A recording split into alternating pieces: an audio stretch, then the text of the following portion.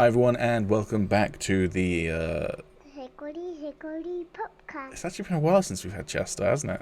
I mean, it's been a while Yeah. since we've done the podcast other than last week, so Well, really everything yeah. relatively is been a while. But, hi, welcome to the Piggledy podcast.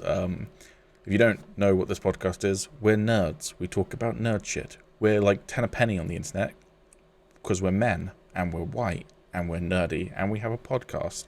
Really? Why do you want to watch us? Fuck knows. My name's Peter. I'm joined by Alex, who still hasn't fixed his computer from the look of things. No. And things are just getting worse. Like my headset, you know, I had a problem with my headset when we were doing D&D like a week or two ago. Mm-hmm. Well, it's now happening on my laptop. Like it's a struggle to charge my headset. So I don't know what is going on. Maybe it's just my headset that's broken. I was going to say it might just be your I just accidentally hit a pen against the glass. It might just be your headset also fucking up. I do find that like technology seems to go wrong and like freeze. Like one thing will go wrong, then another thing will go wrong, then another thing will go wrong. It's never just one fairly cheap thing to fix. No. But yeah, I mean, fix your PC. That bit's not getting any worse. Just do it. Yeah. Anyways, this week we're talking about the Batgirl cancellation, which is nearly a week old at this point. This is the downside of doing a podcast on a set day, is that sometimes news happens the day of or like a day later, and you go, fuck, well, we missed that, but we'll get to it. So Batgirl cancellation, we're going to talk about Ghost of Tsushima movie, because a certain actor basically said, I want to play Jin. The Ring of Power apparently ghosted Peter Jackson. The new Lord of the Rings TV show apparently ghosted Peter Jackson. I want to talk a little bit about that, particularly because it's a clickbait title. It's a clickbait headline. So, you posted some potential. It's not concept art, but it's like it's a fan's art of what they saw of MODOK at the Antman 3 panel. I want to talk a little bit about. We have a bigger look at Daredevil's costume in She-Hulk. And then also Punisher is/isn't coming to the MCU. There was some news yesterday. There was some opposite news today. So we're just going to talk about it. So that's what we've got planned. Obviously, we're also going to do media consumed, and we've got some stuff to talk about there. Have you seen Bullet Train yet? I know I've seen Bullet Train. No, I was meant to be going the other day, but I was meant to be going with my friend and his dad, but his dad had to work late, and so we asked to reschedule. And I think now I'm going to be seeing it on Thursday. Okay, so you can talk about your opinions. I won't talk about any spoilers then, but I'll talk briefly about Bullet Train, which I enjoyed. So yeah, let's get started. Do you have anything particular you want to jump in on, or should we just go in list order? Might as well just go in list order. Okay, so first and foremost, Batgirl got cancelled, which seems to be a very unusual situation. We do have movies get cancelled from time to time, but very rarely do you get a movie cancelled during production. It happens. Even rarer do you get it cancelled during post-production. And it's not just Batgirl, it's a couple of other Warner Bros. Projects. The other like fairly big one was the sequel to Scoob, which I can't remember its full title, but it's an animated Scooby-Doo movie. They released one a couple of years ago, which I think was fairly well received. I mean, I didn't see it, but yeah, I refused to because they recast Matthew Lillard. So yeah, which it wasn't without its controversies, but I don't remember hearing much negative stuff about it other than that. But anyways, the sequel was cancelled as well, and that was like literally they recorded the soundtrack to that the other day after the film had been cancelled, because they were like, well, we've already paid all of the musicians to come and for the studio. Like, all of this is, we might as well. And, like, maybe we'll get to release the soundtrack. Or if not, we'll just have a little bit of fun wallowing in our sadness, having these people record the soundtrack. So, like, yeah, that's how, like, late in the game that one got cancelled. And Batgirl was doing visual effects, I think, was its stage. So both were in post-production and both got cancelled.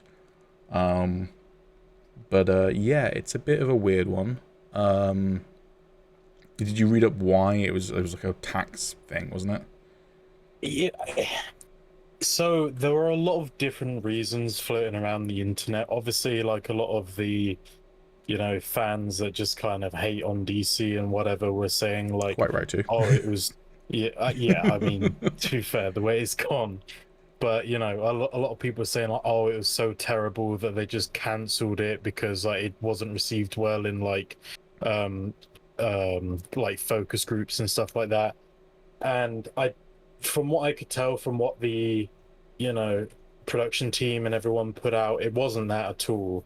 It was simply they wanted to change up their like plans basically moving forward, Mm. um like how they're actually going to budget stuff and whatever. And they basically looked um at that film and they were like, okay, this doesn't really fit in where we want to go in the future, therefore we're going to axe it and just sort of write it off as a bit of a loss that we can rebound from.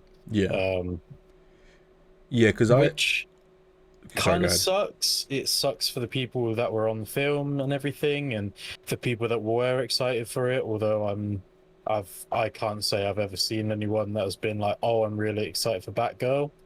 I Um, I was I was interested at the very least. I mean, I think Batgirl seemed to be airing towards a kind of younger audience and also largely a female demographic. Not to say that men wouldn't enjoy the film, mm, but it's a female superhero that those films tend to steer towards that demographic naturally because there's not very many of them. And but it had Michael Keaton returning as Batman. It had Brendan Fraser was going to play Firefly. Like it had like a pretty cool sounding cast. A lot of the behind the scenes photos that have been released, I was like, oh, those look pretty cool. Like I like the look of Leslie Grace as Batgirl. Some people said her costume looks really cheap. It looks like her current costume in DC Rebirth, which is intentionally like homemade looking, and I like that look. So, yeah, no, I wouldn't say I was like super hyped for it, in the sense that I think the confusing thing for it was where did it fit within any canon of DC. yeah. Not that I particularly care about the DCEU, but obviously it wasn't going to be tied into Robert Pattinson's The Batman. It was seemingly going to be tied into um, the Michael Keaton Tim Burton Batman universe. And I genuinely can't remember the Batgirl who appears in that film franchise, although not Tim Burton's films. Is that Barbara Gordon? Or is that like some other person? Mm, I feel like it's no, not Barbara Gordon, is it?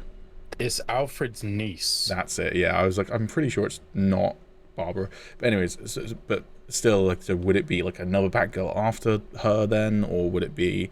And then there were, oh, it's a completely new Batman universe where Michael Keaton is Batman after the Flash comes out because the Flash is going to reset the timeline. But then seemingly, rumor has it that so it's been confirmed as well that Ben Affleck is in the Flash movie, and supposedly some screen testing of the Flash movie, although I didn't even know they were having screen tests, so maybe this is complete bullshit, is rumor had it that they were basically going to start reducing Michael Keaton's role and having Ben Affleck come back for more reshoots to try and make Ben Affleck the main Batman in that film, because he's also going to appear on Aquaman 2, and supposedly Ben Affleck's coming back. Yeah, Zack Snyder's Justice League is coming back. Is the bullshit on the internet.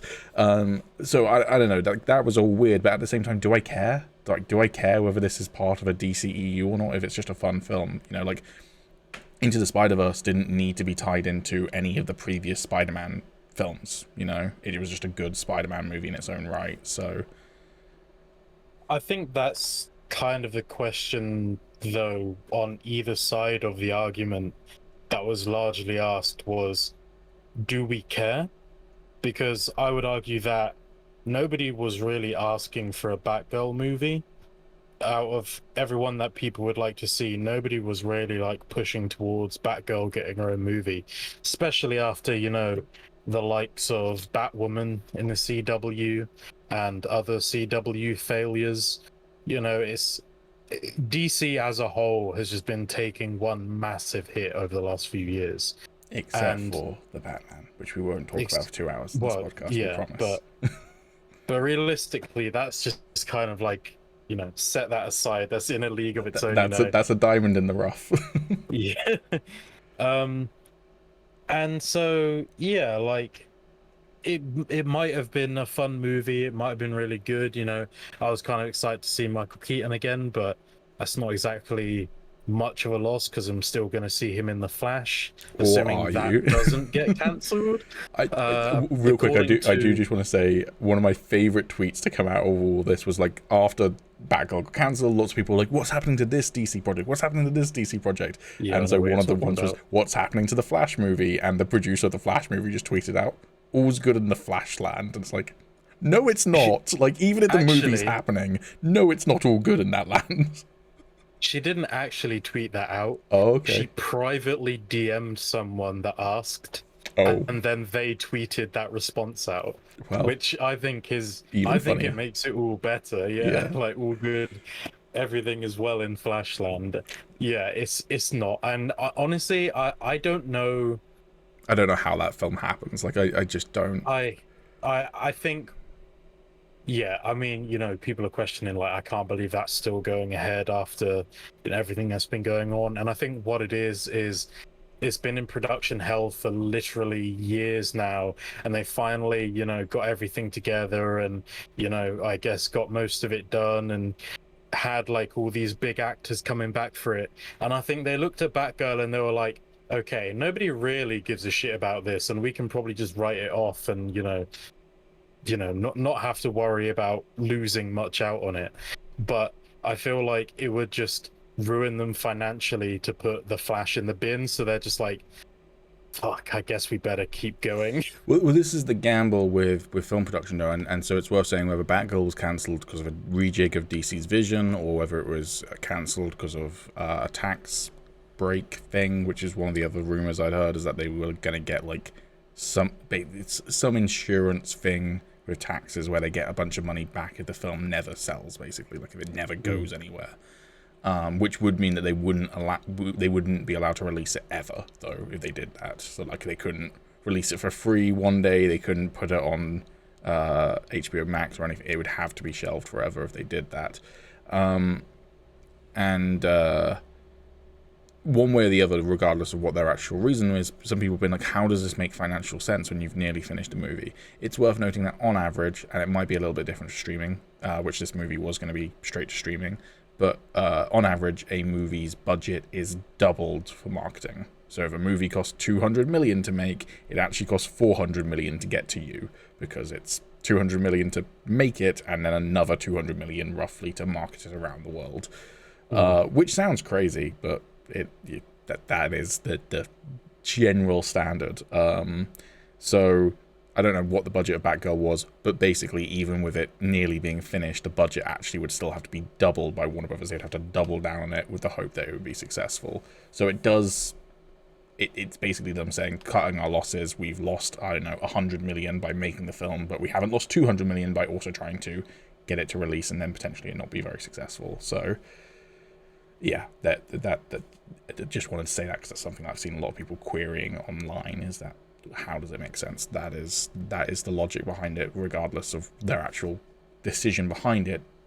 It makes financial sense to potentially not release a movie sometimes. So, and I'm kind of torn with it, because on the one hand, I think them sort of saying we've kind of changed our vision of the future for, especially the DC films moving forward, because obviously a lot of them have been pretty shit, realistically. Like in the DCU, most of them have been pretty bad, and like moving forward, if they really want to dedicate themselves, go ahead. I'm just counting how many movies I would say would suck versus how many movies were right in the DCU. I'm at 4 suck.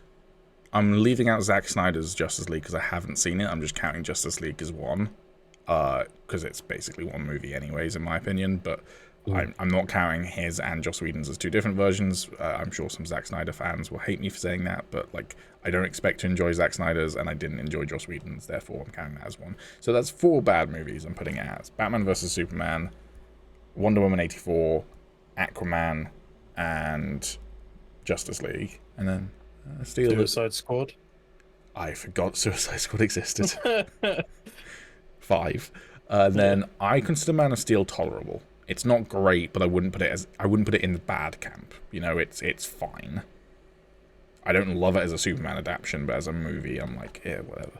So Man of Steel, The Suicide Squad, Wonder Woman. It's 4 to 5 by my count. So it's pretty close. It's just the ones that are bad are really fucking bad. Wait, did you put Shazam on the good side? I enjoyed it. Shazam? Yeah. Yeah. Anyway, so I am interested in the fact that they're looking to dedicate themselves to making like good movies. Like I read somewhere that they're kind of putting in a 10-year plan similar to that of Marvel, which I think is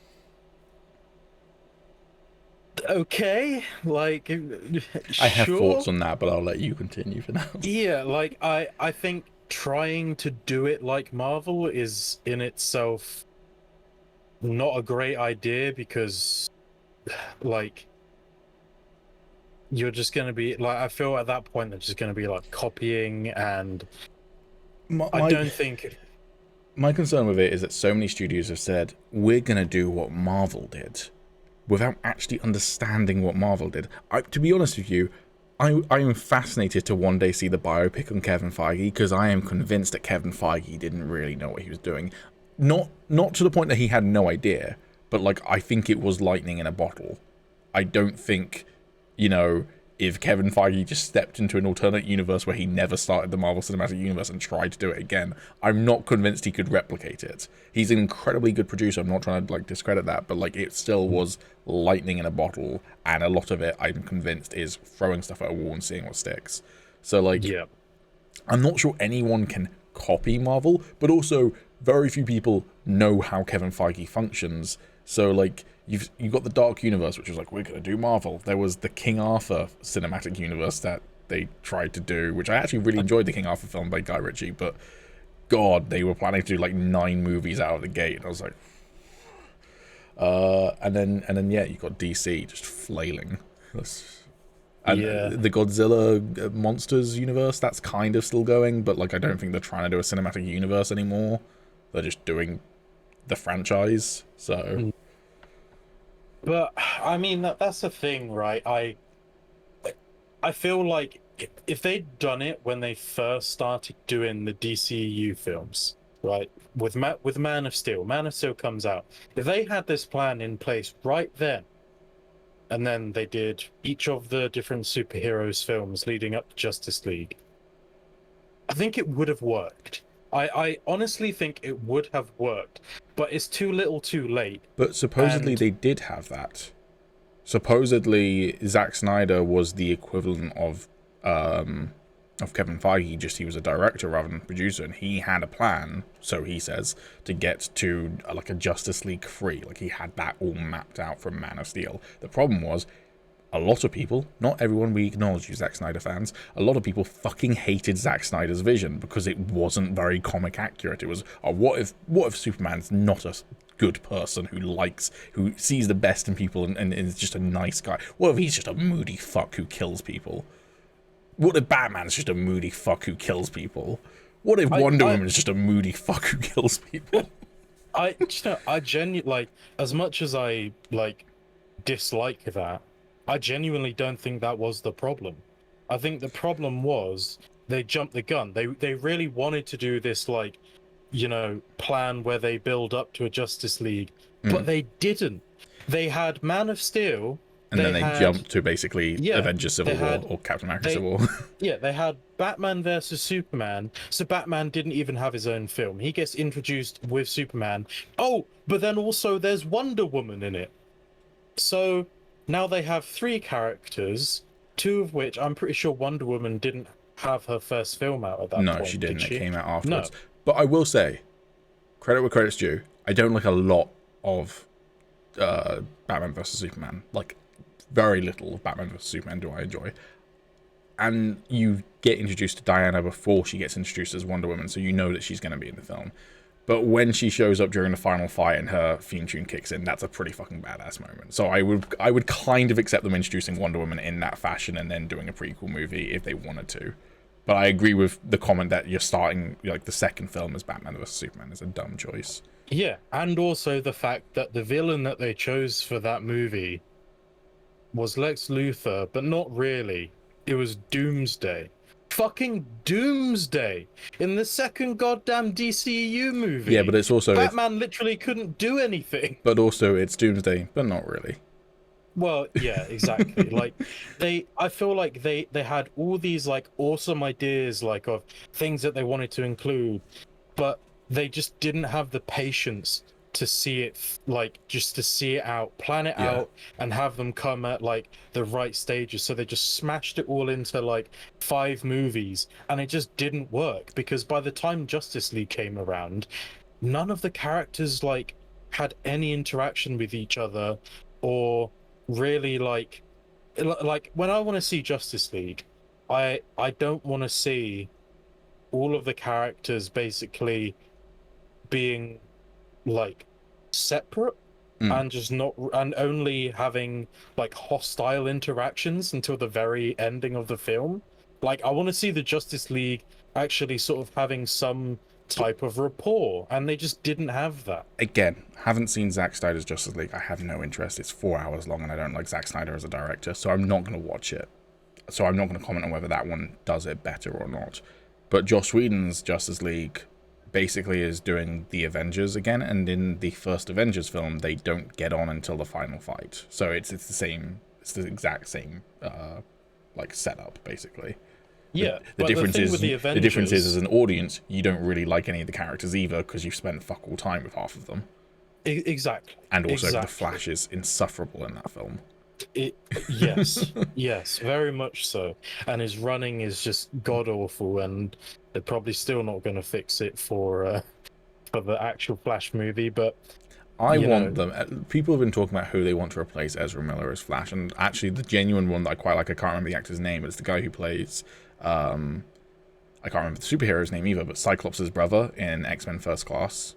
Havoc, yes, the guy who plays Havoc. People have been like, Alex Summers, I think his name is. That sounds right, but that's not the actor's name. No. Whoever that actor is, I can't remember his name, but people have been like, he looks perfect for Barry Allen. He's a charismatic actor. He would be good. And I agree. But genuinely, I fuck that. I want them to cast the guy who plays Bart Allen in Smallville. with his costume as well, the same costume. Just don't even reshoot anything. Just like rotoscope out Bart Allen's scenes from Smallville and just insert them over Ezra Miller in the Flash movie. See, I've seen casting things. One person that I've seen that lots of people want, and for whatever reason, I don't really understand it at all, but they want Elliot Page. I don't see it, but I think it's probably representation, and I don't think she would be I don't think he would be a bad fit for the role. But it's not who I'd go for. But hey, if they wanted to, why not? I guess. But my number one choice and preference is, I'm fucking bored with Barry Allen. Just give us classic Ginger Wally. That's what I want. Just say fuck Barry. Like, he's just gone. Like, nobody knows where he's gone. Just suck him into the Speed Force. And then bring out Ginger Wally. Particularly as well, because I don't know what went on with Justice League's Flash with Ezra Miller. He's a fucking weirdo. But Barry Allen in the Flash TV show they're not in completely different spheres of being a character, Ezra Miller's and Grant Gustin's. Grant Gustin's a much more believable, normal human being who's not fucking insufferable, but like they're both the kind of awkward, nerdy sort of characters. From my memory in the comics, that's not Barry Allen. That's Wally West, right? Like, he's the awkward, quippy Flash, and Barry Allen's the more serious, confident one. But even with Wally, like, his like silliness isn't him being not confident or anything. It is him being overconfident and like, you know, him like trying to hit on women and everything. And then there's one scene in the Justice League animated show that I remember where he's like sat down with Hawk Girl and someone else. I can't remember. It might even be Wonder Woman or something. And you know, he's just kind of like hitting on both of them, and then he just gets like a tray full of food to the face. You know, like it's that type of thing. Like he's just overconfident and quippy and just like he's just funny. Whereas they keep making these Flashes really fucking awkward, and none of them really are like that. Like it's weird. I would just like a comic book accurate or animated show accurate like Flash. It doesn't have to be Wally. It could be Barry, you know, if they just want to keep flogging that dead horse, but like I would prefer if it was Wally. And I don't know, or even just, you know, bring in Bart Allen but have him actually be Impulse, Yeah. you know? And have it be the actor from Smallville just rotoscoped into the movie. He's great.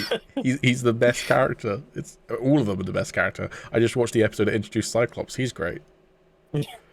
One of my favorite things is that they didn't commit to him actually looking like Cyclops, but when Clark uses his X-ray vision, he looks like comic Cyclops. So like, how can we make this cheap? It's all under his skin. Outwards, he just looks like a normal guy, but inside, he's Cyclops. But yeah, I think they've just with the DCU especially, they just smashed everything together and, you know, rushed everything, which is why I don't think it worked. So putting in this 10-year plan, I think would have worked if they'd done it from the get-go and actually left it for that long to, you know, have big moments and stuff. But I just don't see it working anymore because I think people are they've lost like the good faith of the audience by now. I'm also worried because it's both a positive and a negative. I think that I can't remember the guy's name, but the guy who's in charge of Warner Brothers Discovery who made this decision and made this announcement, he said something to the effect of you know, the Batman by Matt Reeves. Not Matt. Is it Matt? It's not by Matt Reeves. Matt Reeves in it. I'm thinking I'm getting Matt Reeves and Ryan Johnson. Yeah, it's Matt Reeves. I was getting those two confused for a moment. Yeah, the Batman by Matt Reeves. He kind of said that, you know, that was like a good example of what they want to do with DC films. Great, because the Batman was fucking fantastic. You let a director come in with a vision, and you let him have the money to do it, and he just fucking knocked it out of the park. My concern is, do I want to see Matt Reeves' vision for the Batman shoved into a new DCEU? I'm not sure that I do. Like, on the one hand, theoretically, if you kept Henry Cavill as Superman, I think him and Robert Pattinson as Batman could have some amazing interactions. But on the other hand, the Batman was near perfect.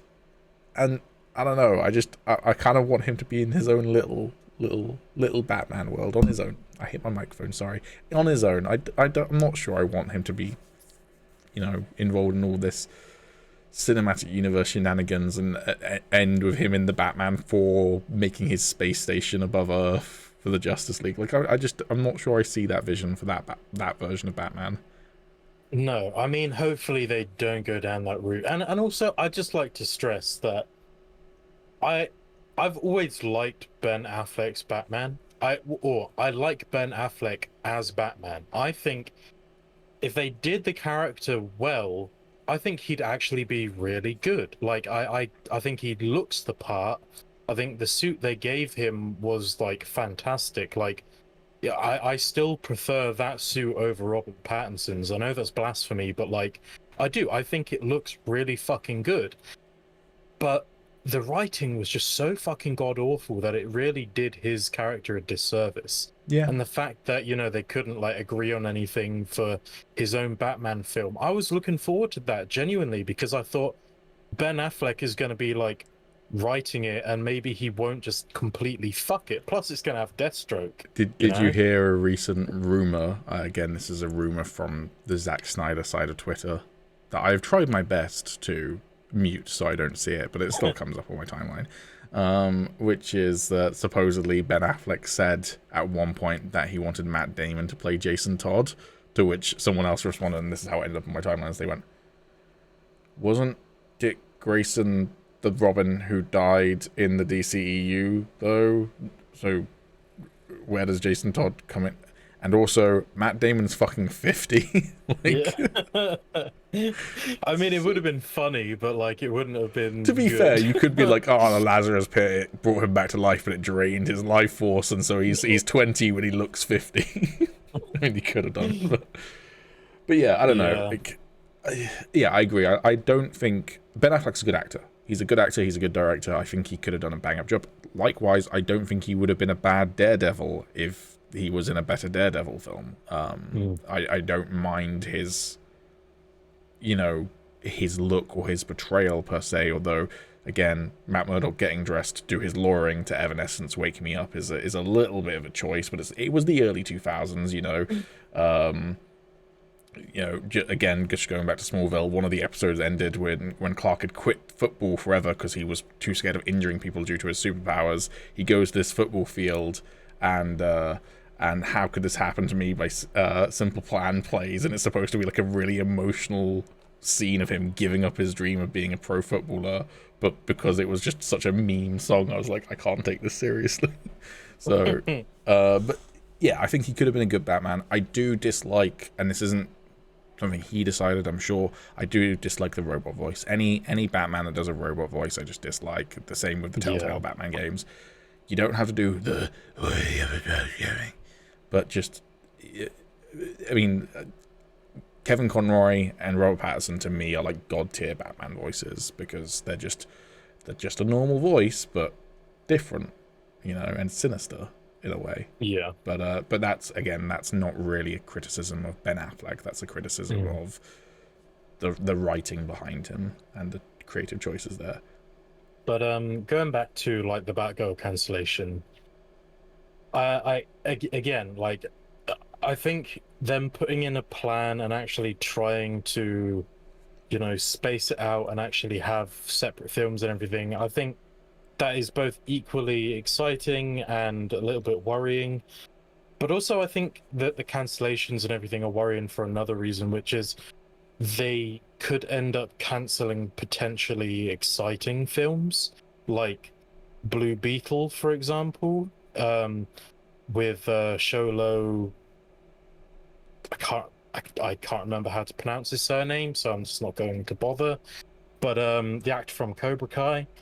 Like, I've been wanting a Blue Beetle film for so fucking long now, and now that I've seen that Sholo is playing him, and also the suit is comic book accurate, I am so fucking excited, and I will be gutted if that gets cancelled.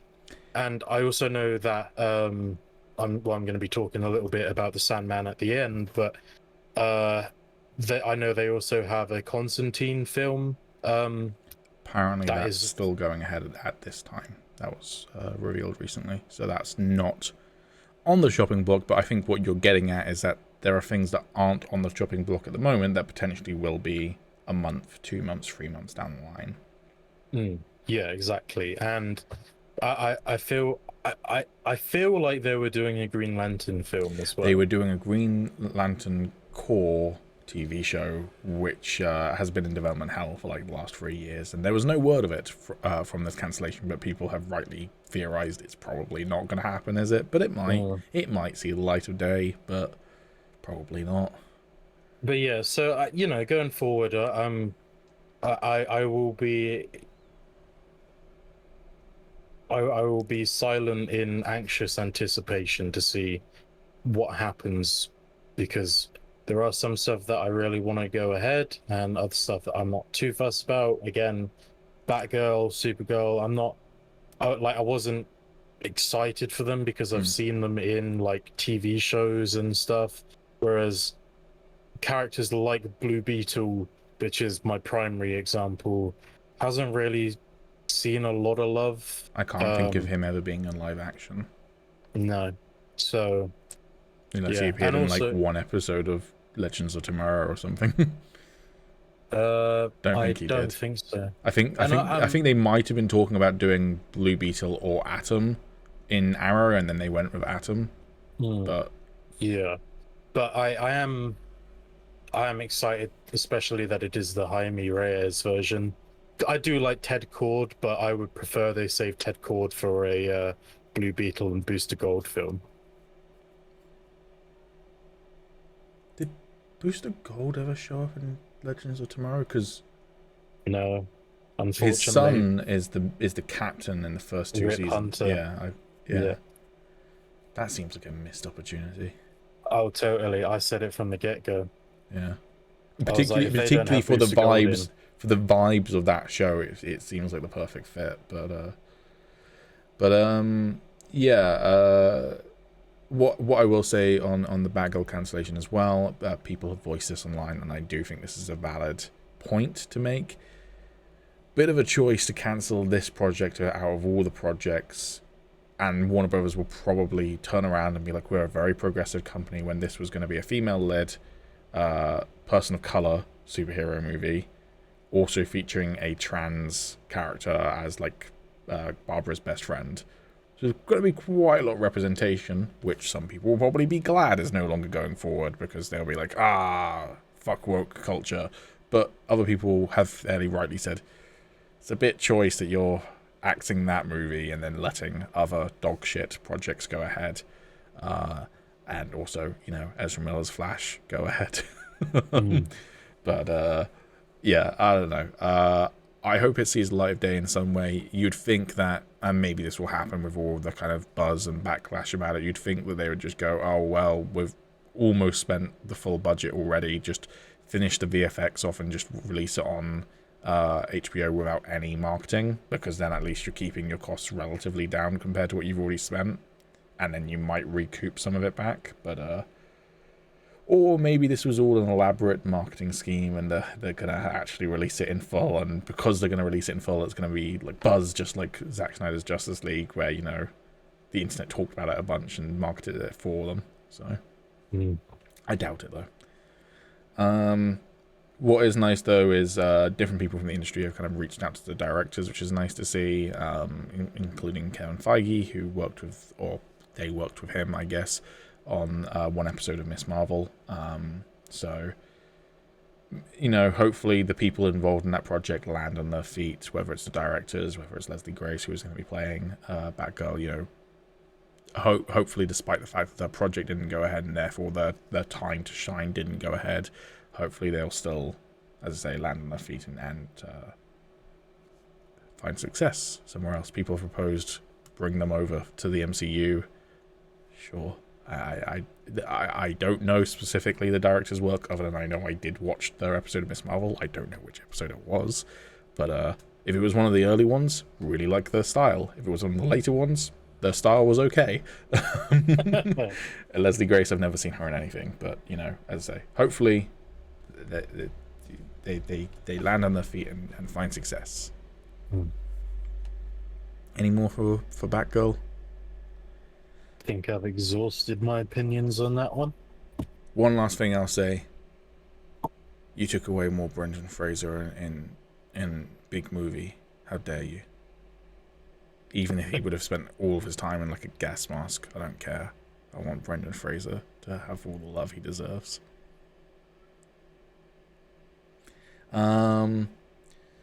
Ghost of Tsushima. I can't remember how to pronounce it. I learnt it when playing the game, and then it's just sieved out of my brain. I've always said Tsushima. I feel like it might have been Tsushima. Either way, we'll go with Tsushima, because that's what we're going to go with. So Sony announced ages ago that they're doing a whole slew of adaptations of the major PlayStation properties. So there's the Last of Us TV show coming to HBO Max, unless it gets axed, sometime next year. There is, I feel like there may be some Spider-Man movies in the work. I don't know. I've heard of rumor there might be some Spider-Man movies coming out at some point over the next like 10-15 years. Just a hunch. There's a God of War project. I think that was a TV show. Might have been a movie. I can't remember. There's a Horizon Zero Dawn project. Again, might have been a movie. Might have been a TV show. I can't remember. Obviously, Uncharted had its movie recently, which I posted in the Discord that's on Netflix now in the US, apparently. And I don't have a VPN currently, so I haven't watched it. I'm not sure I could bring myself to anyways, but I will. When it comes out, I will force myself to. But one of them is Ghost of Tsushima. And you probably haven't seen much with Andrew Koji in it, but he is in Bullet Train. So once you see that, you'll have seen him. He's the character you first get introduced to in the film. That's all I'm going to say. So you'll know who he is because he's the first person you see. Yeah. Actually, he might be the second person you see. Oh. Now I'm never going to know. He has long hair and a beard. Okay, anyways. And he has kind of said in an interview about Bullet Train, he then said, turns out he's a big gamer, and he said, I want to play Jin in the Ghost of Tsushima movie. And on the one hand, I love Andrew Koji. He's in a TV show called Warrior, which I've only seen the first season of, still need to get around to the second season, but it's like a Bruce Lee... it's based on the writings of Bruce Lee. It's a historical drama with some crazy martial arts in it. He's awesome in that. He's fun in Bullet Train. He has a little role in Peaky Blinders. He was in the new Snake Eyes movie, but not as Snake Eyes. As the other one, who I can't remember the name of, like the White Ninja. What's his name? White Snake Eyes. It literally might be something like White Snake. It's something dumb like that, but I can't remember its actual name. I can't remember. But the ninja who wears white clothing rather than the ninja who wears black clothing in the G.I. Joe toy range. There you go. The evil one as well. He's on Team Cobra. Anyways, so he's a cool actor. But then I was thinking to myself, look, if you are going to make a Ghost of Tsushima movie, which I kind of aren't excited for any of these Sony adaptations of video game properties because next to no video game adaptations work. I'm holding out a little bit of hope for the Last of Us TV show just because I like the guy who's the showrunner. He did the Chernobyl TV show, which was fantastic.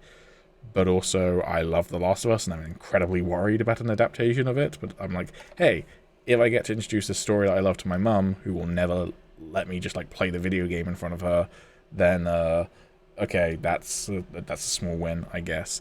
But like, yeah, I don't know. I'm just not really super hyped for any of these adaptations. But I was thinking to myself, out of all the adaptations, Ghost of Tsushima uses performance capture like a lot of these other games do, but like a lot of the characters look like the actor, and the guy who played Jin in the game looks identical to the actor. Like, Jin and the actor look identical. So I was just like, I love you, Andrew Koji.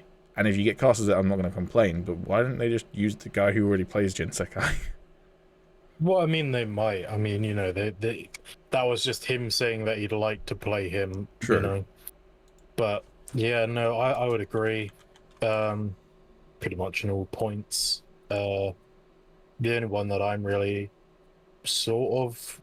kind of excited for is God of War, but I also, as you said, I'm just a bit apprehensive about any of them being made into a film or series. The Spider-Man ones might be alright. Well, yeah, but I don't know. I feel like God of War as well is. I almost feel like it would be difficult casting for that to get like the actual sort of, you know, to get the look similar, and also just the sheer rage. But I don't know. I guess we'll have to see. Cast Hugh Jackman as Kratos. He's already proved he can do a little rage monster. To be fair, actually, have you ever seen... There's an image of Hugh Jackman. It's like a promo image for him in Les Miserables, where it's like him. He's shirtless, ripped as fuck, shaved head, and beard. That could kind of... Like, I've said it now. It's like he would be a skinny Kratos, but he could kind of work for God of War 4 Kratos as like a skinny muscle Kratos. I'll try and find the image and send it to you. It's I mean, Yeah, I think there's a lot of good actors that I would like. Well, maybe not actors, but there's a lot of people that I would like to see Glenn Howerton. in. He's got a body carved by a god. Yeah, and he's become untethered. His rage knows no bounds. That's right. I hadn't even thought that.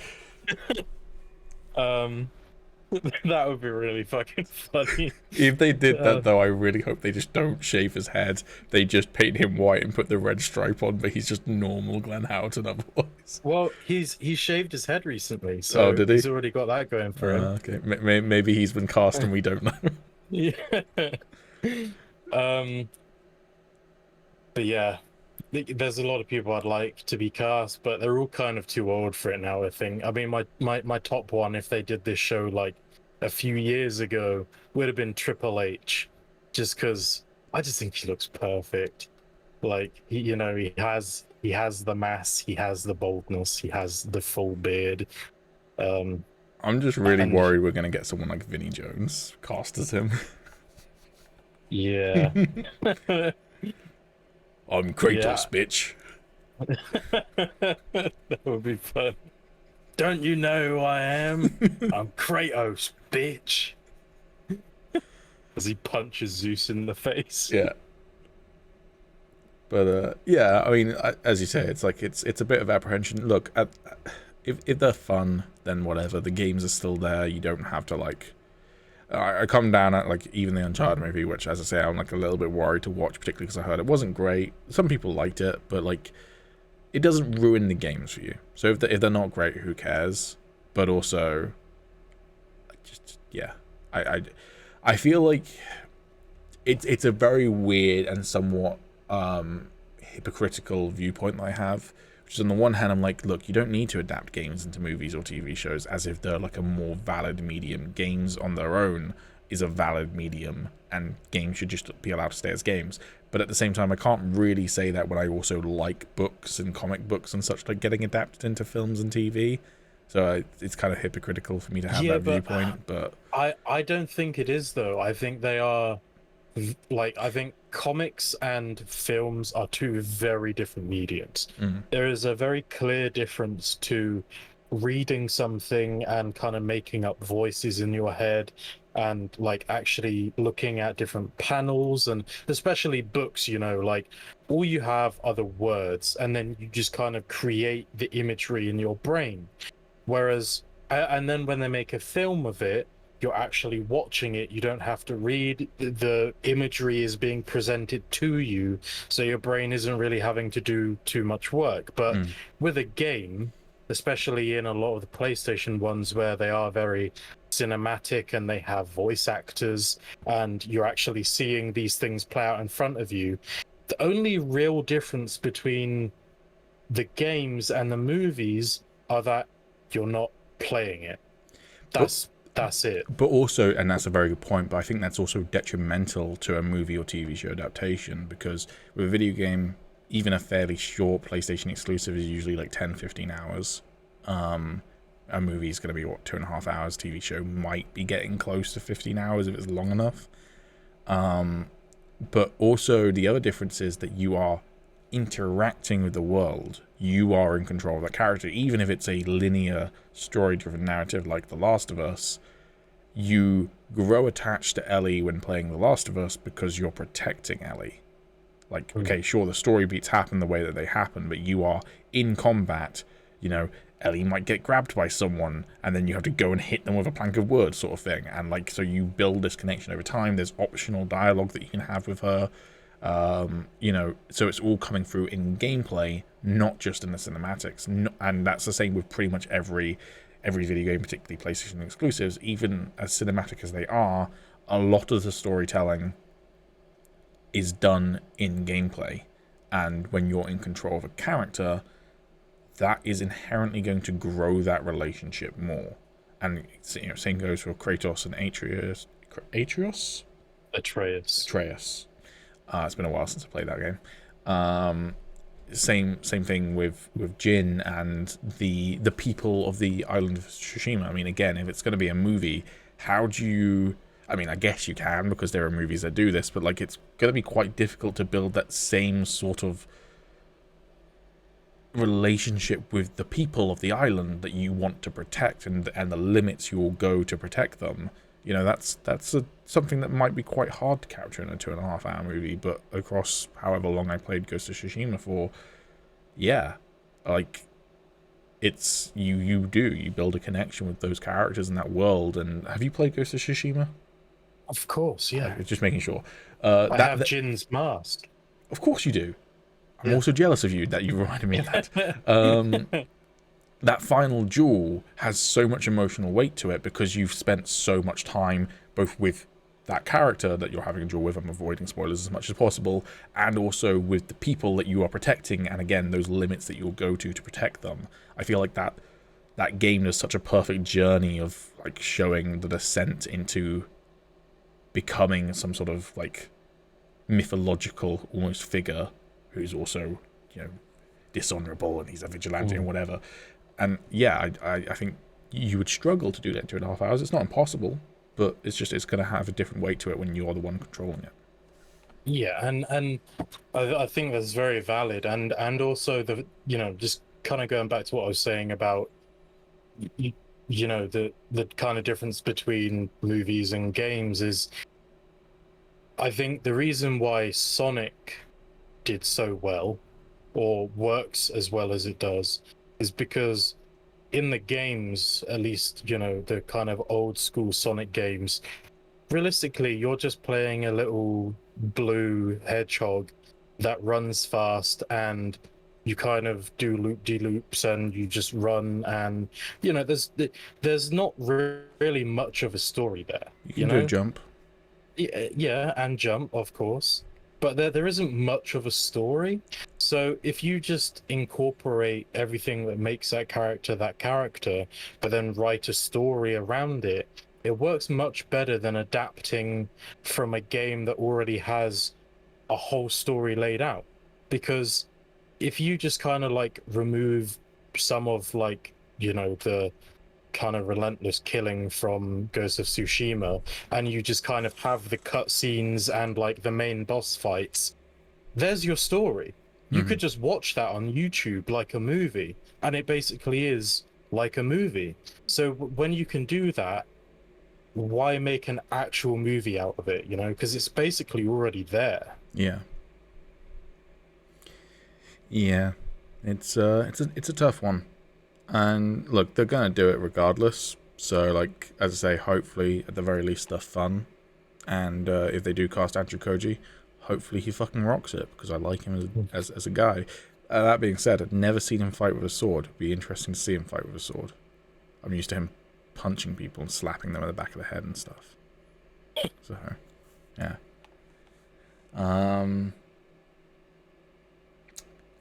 Rings of Power has ghosted Peter Jackson was the headline that I read.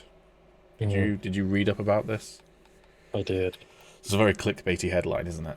Oh yes. So basically, Rings of Power, which is a new Lord of the Rings TV show. I really dislike them calling it a Lord of the Rings TV show. I know that's such a minor gripe, but it's called Lord of the Rings: The Rings of Power, which is just like such a fucking mouthful of a title. And obviously, people are just gonna call it Rings of Power, but like, it's Lord of the Rings is one story within Tolkien's works on Middle Earth. But anyways, it's whatever. It's a minor gripe. I'm being a fucking nerd. I'm gonna call it Lotterop. I'm just gonna call it Rop. Rop. Actually, it's Trop, isn't it? It's The Rings of Power. Oh, Lottertrop. But it's coming out in September. It's made by Amazon, and so recently Peter Jackson, I think he was being asked on like a panel or in an interview about the show, and he said, "Yeah, no, it was interesting because they reached out to me at first, asked me whether I'd want to be involved, and I said, do you have any scripts?" And they said, "No, we're very early in development." And I said, "Well, I couldn't agree to anything without seeing any scripts." And they said, "Absolutely fair enough. We'll send you over some scripts when they're ready." And then apparently they never sent him the scripts.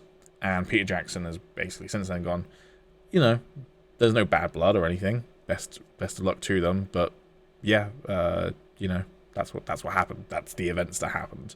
So it doesn't sound like he's being pissy about it or anything, which also, like, the headline Ghosted kind of makes it sound like he's pissed off about it. It's obviously the reason why the headline is there is to get fans to not read the article but click on it, and then they get pissed off about it because it generates more clicks. But what it turns out basically happened is that the rights to the Lord of the Rings, the IP as it is, that trilogy of stories, has not reverted away from... God, who made Lord of the Rings? New Line Cinema? I can't remember, honestly. I think it's New Line Cinema and then distributed by Warner Brothers or something. Let's go with New Line Cinema. It hasn't reverted from them, so they still have the rights to redo it if they wanted to. And Amazon don't have the rights to the Lord of the Rings, although they seemingly have the rights to the name Lord of the Rings because it's part of their name. But they do have the right to lots of Tolkien's works, and so the TV show is completely separate from the movies. It's not within the same canon, although I wouldn't be surprised if they don't make that a big deal, narratively speaking. Like, I imagine it's not going to, like, inherently step on the toes of Peter Jackson's trilogy, because people will want to be able to consider them the same, but they're not the same from a legal standpoint. And so they apparently, like, basically they were blocked from actually getting Peter Jackson involved. So when they contacted him, it was very early on, and Amazon actually, like, were blocked from getting Peter Jackson involved. And also, apparently, and I didn't know this, the Tolkien estate fucking hates the Lord of the Rings trilogy of films. Yep. Because Christopher Tolkien was just a bitter old bastard, apparently. Yeah, he said that, like, they made them into shallow action movies. I'm like, no, they... Yeah, no, they 15 to 25-year-olds. No, they didn't. Like, it's an action franchise. I'll give them that. They did cut off a lot of the other stuff that's in the books and focus more on the action. But it's not a shallow film trilogy by any means. It's probably the least shallow action film I can think of as any of those films. The Hobbit trilogy, fair. I will concede that that is a shallow action trilogy. But the Lord of the Rings, when you have quiet, beautiful moments like Gandalf talking to Pippin in Return of the King about death, like, that's not shallow. That's like, fuck, we were shown that in religious studies as, like, you know, spiritualism. Like, it's beautiful. Like, I just don't get that criticism at all. But no, I really don't get it. And I would be curious to see what he would have said if he was alive when this show was being made.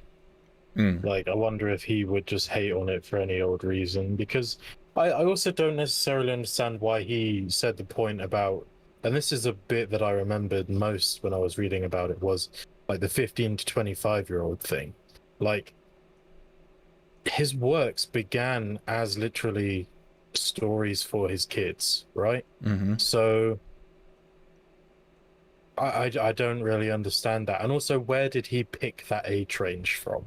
yeah, if anything, I would say Game of Thrones is for 15 to 25-year-olds. That's got gore and blood and sex in it, and Lord of the Rings is fairly tame in comparison. Yeah, and you know, I mean, it does have Uruk-hai's getting their heads chopped off, which, going back, I'm like, that's surprising you got away with that, but I guess it's black blood and they're like green skinned or whatever, so they're not human. But you know, I think that's so weird, because like, you look at the people that like the Lord of the Rings, and it isn't like, it is widely loved, literally like, all age ranges. Yeah, and I just feel like his comments were really unfounded, and I think maybe he was just like bitter about, you know, I don't know what he would have been bitter about, honestly. But it sounds like that was the case. Yeah. But you know, it's in other hands now. And it comes back to our point about these Sony video game adaptations, and you know, best or worst case scenario, they're fun, sort of thing. Yeah. Even if you say that Lord of the Rings is derivative of the film trilogy, is derivative of the books, it's not anywhere near as good, it doesn't hold a candle to the books, blah, blah, blah, blah, all of which I disagree with. Even if you take that standpoint, surely you look at it and go, but so many people got introduced to my father's work through these films. Because how many people watched those films and then went and read the books? I know I tried. It was really fucking difficult. I don't like Tolkien's writing style, sorry. I read The Hobbit, though, but I haven't been able to ever make my way through the whole Lord of the Rings trilogy of books. But yeah, I'm in a similar position. But I tried, and I fell in love with fantasy as a genre because of Lord of the Rings films. So, like, surely you see the value in that, right? Like, did he not have a problem with the animated movie? I don't know, to be honest with you, but because I guarantee you nobody fucking saw that movie, and well, except like hardcore fans, but nobody saw that movie and then spread it round to their mates and got Lord of the Rings popular through that. Yeah. But I don't know, it's just a weird fucking situation. And as I say, like, it sucks that Peter Jackson couldn't be involved because of a legal technicality, and I kind of wish that, again, he doesn't sound to be that hurt by it, but I kind of wish that the showrunners could have at least reached out to him and said, we aren't able to get you involved, unfortunately, due to a legal technicality, and just, like, let him know. But, well, like, yeah, exactly. So, I mean, I guess the headline does kind of stand, because they did ghost him, you know, they promised him something and then just never spoke to him again. I guess, but at the same time, I don't know. There's been a lot of talk about Rings of Power from like diehard Tolkien fans. Some people love the look of it. Like, people are getting really hyped about like little details. Like one of the first posters showed the Silmarillion tree, and people were like, "Oh my fucking god!" And then other people were like, "This looks the fucking shit. Galadriel's not supposed to be a warrior. Why is she wearing armor in the teaser trailer?" And so there seems to be a lot of back and forth as to whether this looks good or not. Me, as a fairly casual Tolkien fan, I know quite a lot of... No, that's not fair. I'm going to get in trouble if I say that. I know some of the lore outside of the films, and not just like Tom Bombadil stuff. I know some stuff from the Silmarillion and what have you, but not a lot. I'm not a diehard Tolkien fan. I know that Shelob's a sexy lady who turns into a spider. That was a joke. But like, I don't know, it looks fun. I like the visuals look gorgeous to me. They brought back Weta to do like the orcs stuff, and they look like it's all prosthetics rather than CGI like it was in The Hobbit, so like that looks awesome. I don't know, I think it looks alright. Yeah, I mean, I haven't... I was excited when it was first announced, but I mean, that was years ago. But it comes out next month. Yeah, and now I'm just kind of like, yeah, if it's good, great. I have some more Lord of the Rings content to enjoy. If it's bad, I'm not really that fussed. Like, yeah. Let me get you hyped for it with one bit of knowledge that you might not know. Okay. Do you know who's playing Isildur in this show? No. It's the kid from Mr. Bean's Holiday. The French kid that he accidentally kidnaps. I don't even remember that. It's like the main second character in the film is this little kid who's French, and that's the guy who's playing Isildur. Yeah. Well, we'll see, I guess. And that when I found out that, I was like, this show is going to be a masterpiece. I hope they cast Rowan Atkinson as his father. That's actually, with all the legal stuff, I guess that's why they couldn't, like, why they haven't confirmed but probably couldn't recast Ian McKellen as Gandalf if he was going to be in it at all. Yeah, I don't know whether he is going to be in it or not. I know that there was a bunch of posters they did of characters' hands, and there was definitely characters holding staffs, but I'm again not enough of a Tolkien nerd to be like, that's definitely Gandalf's hands, because it's not his staff from Lord of the Rings if it is him. I can't remember whether any of them are wearing grey robes, but again, that, you know, so it might be that they show some of the other, I can't remember the Tolkien name for them, but wizards, because there are a bunch that were never shown in any of the films. Obviously we got Radagast in The Hobbit, so we might see him. They have shown Sauron though in the recent trailer. We see Sauron, and people are like, why does he look so normal and just like an elf? And it's like, it's because he is an elf he's really good at disguising, but he's a normal elf in this time period. So yeah, it's It'd be funny if they cast Patrick Stewart as Gandalf. Yeah.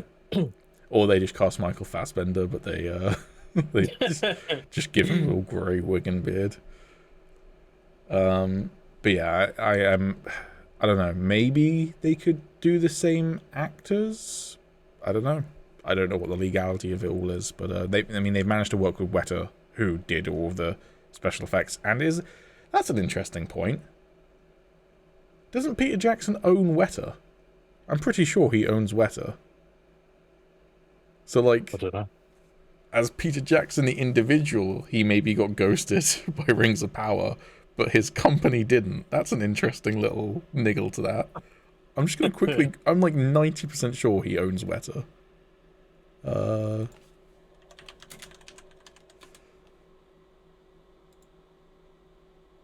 It was founded by Peter Jackson, Richard Taylor, and Jamie Selkirk.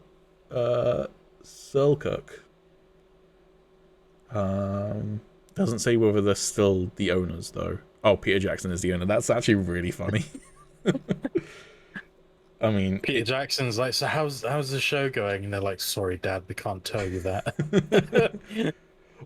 Yeah, that's so weird. I mean, I guess, you know, he's...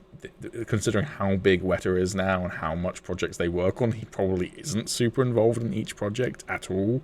But, yeah, that's just a really weird little extra element to it. Anyways, do you want to talk about MODOK's face? Yeah, so after the announcements at Comic-Con, they showed some footage of Ant-Man Quantumania, and in that... Oh, Ant-Man and the Wasp Quantumania, sorry.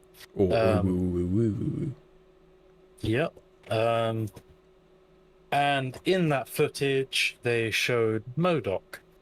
Now, an artist on social media had managed to see that footage and drew some art of what MODOK looked like. And now this, you know, I mean, unless you've seen the footage, you can't really confirm or deny if it is accurate. But I'm going to go out on a limb and say that it is accurate. Or this person never went to the panel and is just full of shit, which would be kind of hilarious. Yeah. Yeah, I mean, it is a possibility. But yeah, if it is accurate, I hate it. I do not like it because he's basically just like all robot. Like he has like this face mask on, and there is a possibility that maybe it is literally that, a mask, and it will come off at some point and you'll see his big old head. The good news is that he does have his little arms and legs, which is good. But oh man, I really don't understand why they couldn't just have it, you know, be MODOK as standard. I really hope the mask comes off, because it just doesn't, it's just not good. My takeaway from it is that it looks incredibly like a lot of MCU costumes and designs, which is being afraid to be comic accurate because the comic looks goofy. And in some of those scenarios it works. I'm completely fine with Namor's redesign, particularly because it's not really ungoofified Namor. Like, he still has the little wings on his ankles. But, like, other redesigns are just, like... It just seems like you're afraid to have the character look comic book goofy. And... yeah, I think it kind of feels like that, where MODOK is an inherently silly looking character, and maybe they're like, oh, no one will take him seriously. But these are also, they're MCU films, man. They're based on comic books. A lot of them are played for laughs more than they should be. you can have MODOK be a threatening villain who the audience laughs at the same time. You know, those two I don't think are diametrically opposed concepts. But I do think the mask or his head or whatever does resemble some of the architecture we saw in like the Timekeeper's place in Loki. So they might be like changing his backstory or something and making it more similar to that. But yeah, it doesn't look like they've just turned MODOK's face into a robot. It looks kind of quite distinct in that sense. So yeah, I think maybe there's potential for it to be something cool, or maybe it's his mask to travel through the quantum realm or something, just like Ant-Man has to wear a helmet to travel through the quantum realm, or maybe it's not good. His face doesn't look wide enough, though, I will say that. Yeah, and it also kind of worries me, like, more, because obviously they have said about this, like, drastic shift in tone. Because obviously, as you said, MODOK is kind of inherently funny to look at least. And so like with the shift in tone, it wouldn't surprise me if they did kind of make him more serious. But then I would also just ask, well, if you're going to try and make him look more serious, why would you give him the little arms and legs? Like, if you're going to just, like, try and make him look more serious, I'd rather you just kind of gave him a completely different design, honestly, at that point, or just not had him in it. Honestly, I would just rather they didn't have him in it if that was the case. Because, like, when I think of, like, the Ant-Man films, which so far have just kind of been, like, comedies, basically, which is something that I really loved about the films. Like, and then you see MODOK, it seems like the two are made in heaven. Think about all of the like shit that Scott Lang could say about MODOK and his massive head. You know, the questions he could ask about how he just like goes about his daily business. How does his spine support his head? Yeah, like how does he pee? You know, Now that Disney owns Fox, he could make some reference to him looking like Stewie Griffin. Sure. But, you know, like, I feel like that is such a great opportunity to put MODOK in an Ant-Man film with that version of Scott Lang. And if they're going to have such a shift in tone, why put MODOK in? It seems like, I mean, obviously we haven't seen the movie yet. The shift in tone may not be as bad as, you know, it sounds, I guess, to some fans that do love the first couple of movies.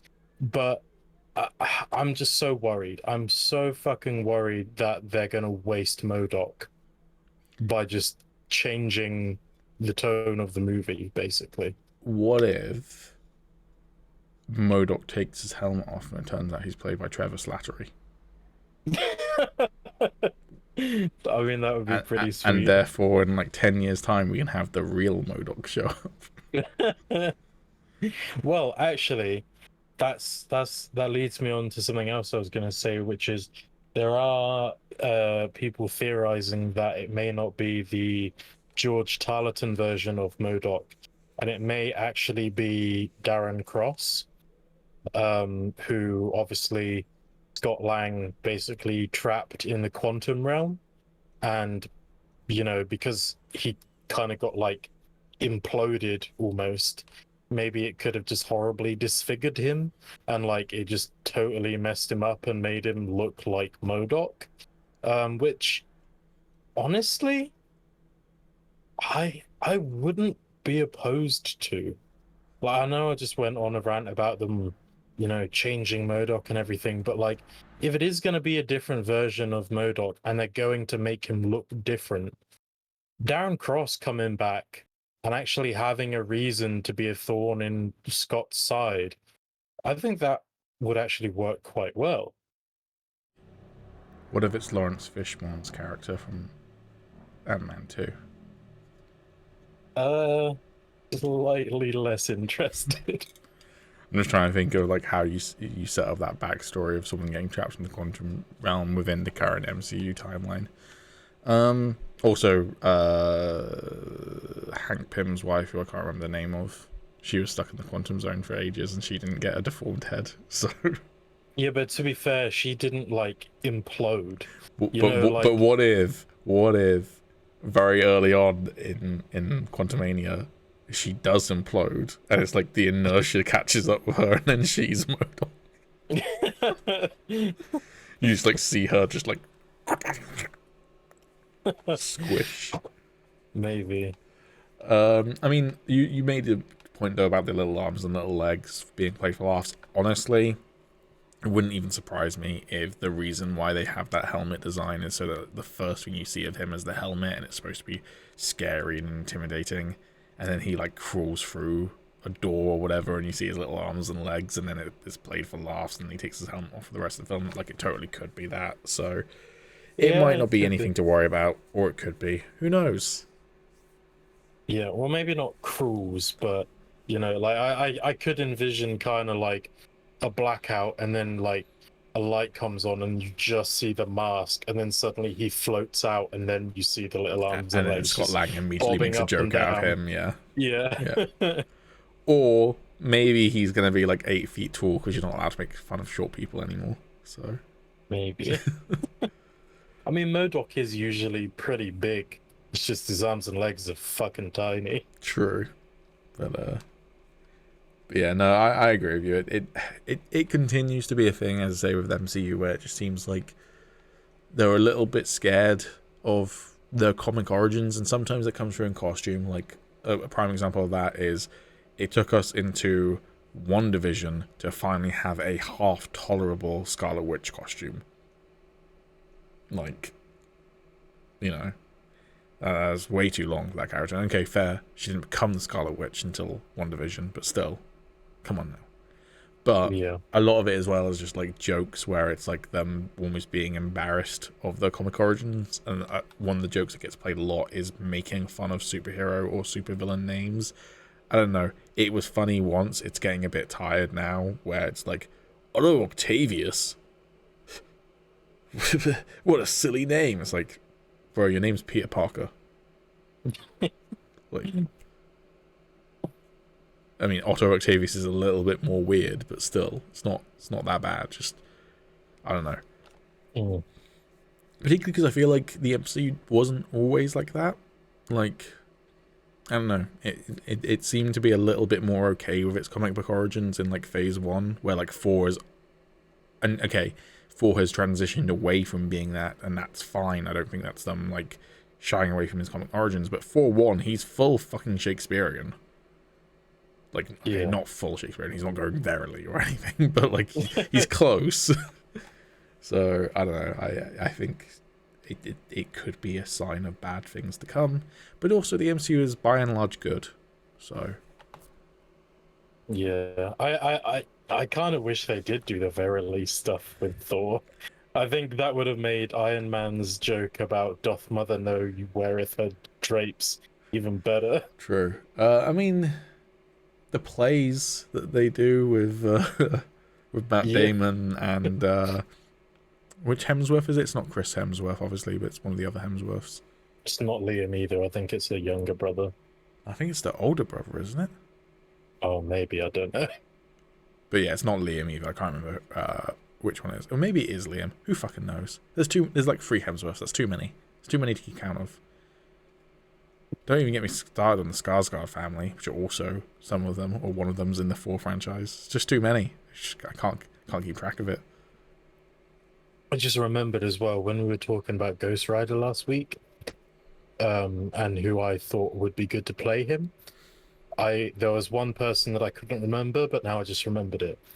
I think Liam Hemsworth would be a good cast.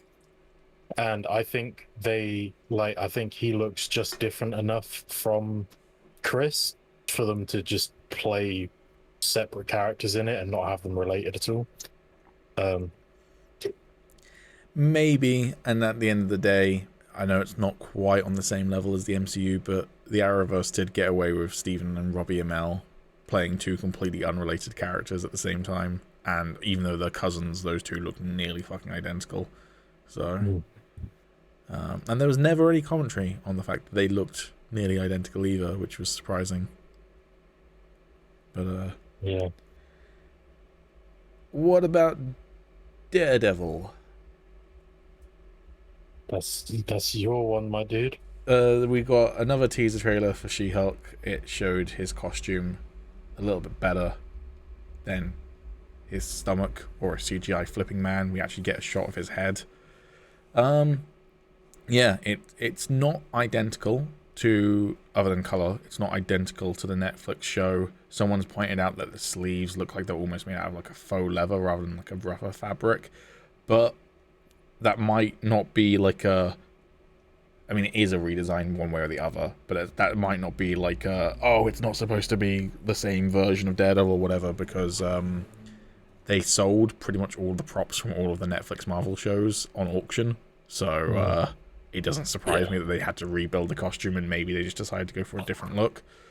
But yeah. I got outbid on one of the Punisher things. Bastards. By how much?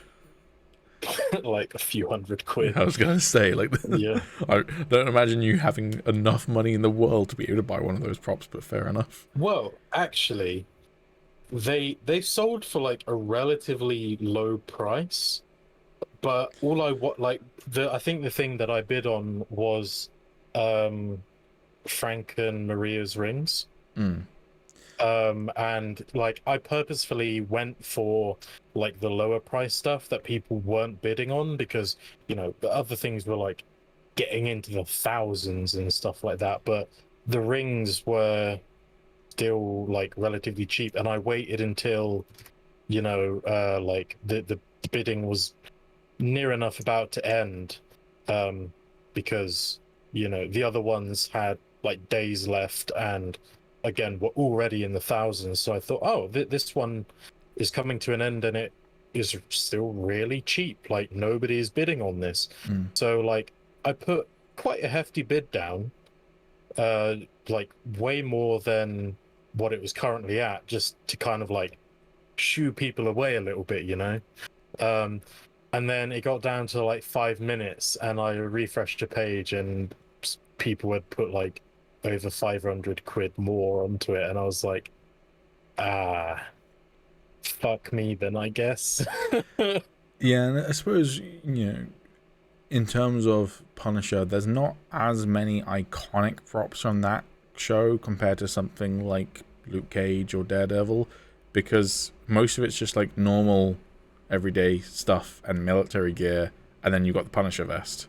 Whereas like Luke Cage at least has like his bright yellow shirts, he's got his DVDs and stuff, like he's got a little bit more iconography to him, maybe his cufflinks from that one little reference they did. And then Daredevil's got a fucking full superhero suit, because for some reason he was the only Defender who got to have a full superhero suit. Yeah, there was a lot of like really random stuff on there, like you could buy Micro's PJs. I thought you were going somewhere else when you said Micro and then P, but I think the funniest one which you could buy was you could buy Curtis's prosthetic leg. I mean, sure.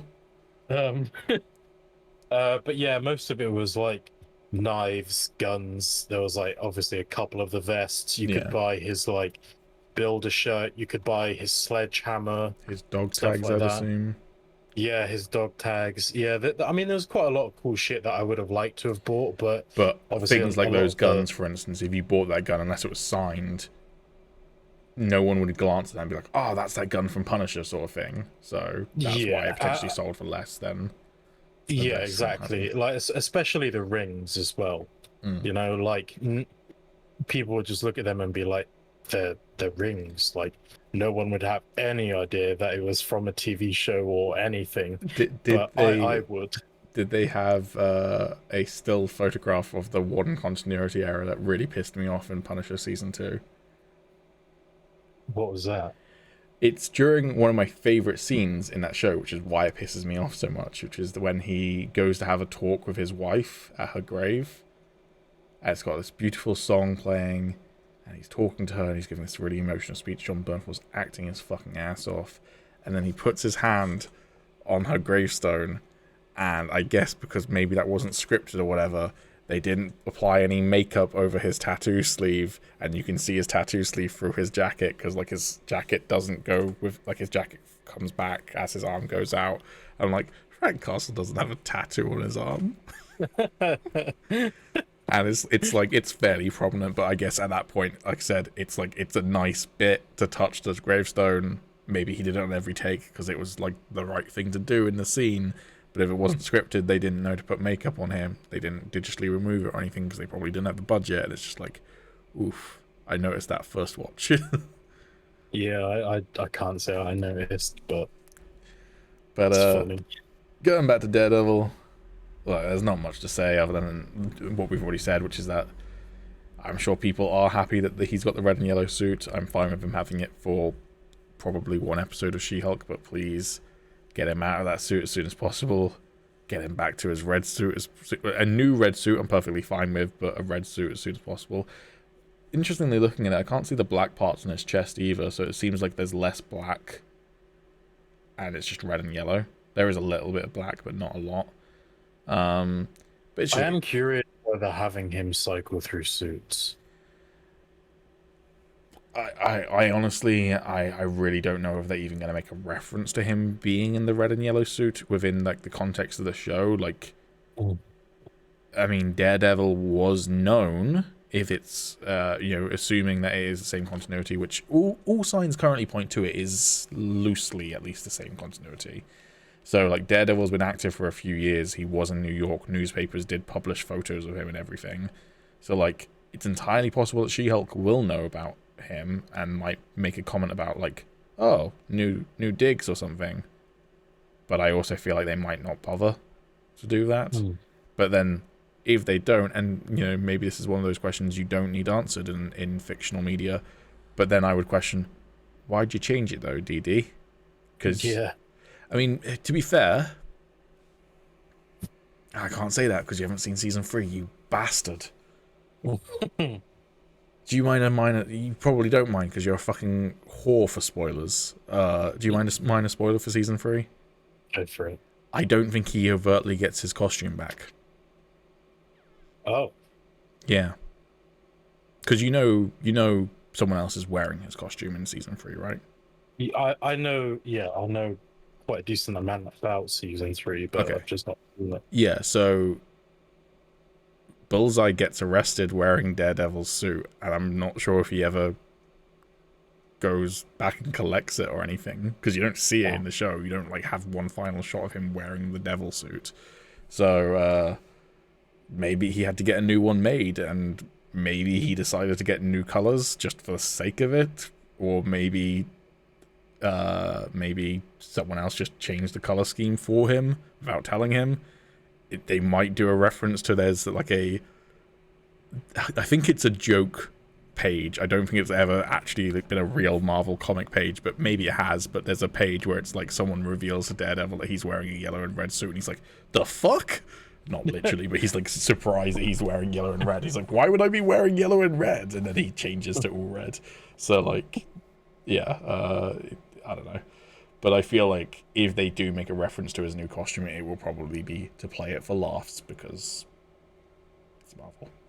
But yeah, it's still the main thing I took away from seeing a photo of like his front. It's just good to see my boy's jawline back. I'd recognize Charlie Cox's jaw anywhere. It's good to see it back. Shall we move on to someone you want to see back? Who may be coming back, or maybe isn't coming back. Yes. The Punisher. So, at a panel, at a recent thing, I don't actually know where she was. Yeah. Rosario Dawson, who obviously plays Claire in the MCU and also Ahsoka in the Star Wars shows like Mandalorian, Boba Fett, etc.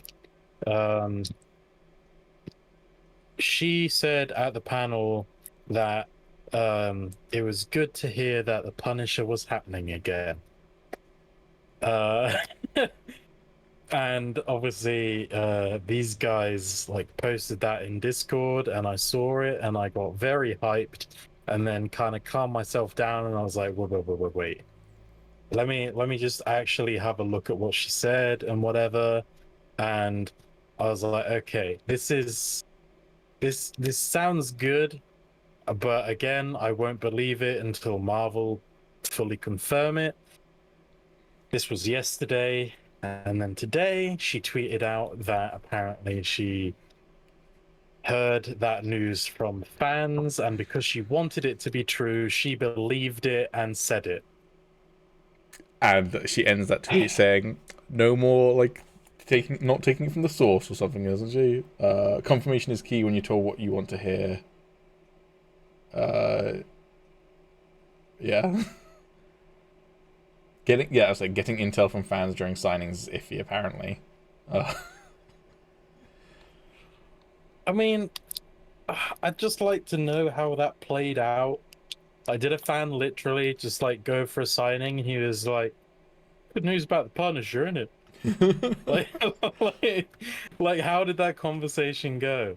Or also, why would they are say you going to be that? in the next season of The Punisher or something like that? Yeah. Look. Yeah, maybe they were like trying to trick her into confirming something. But like, man, you've ruined it for the rest of us. Look, you dick.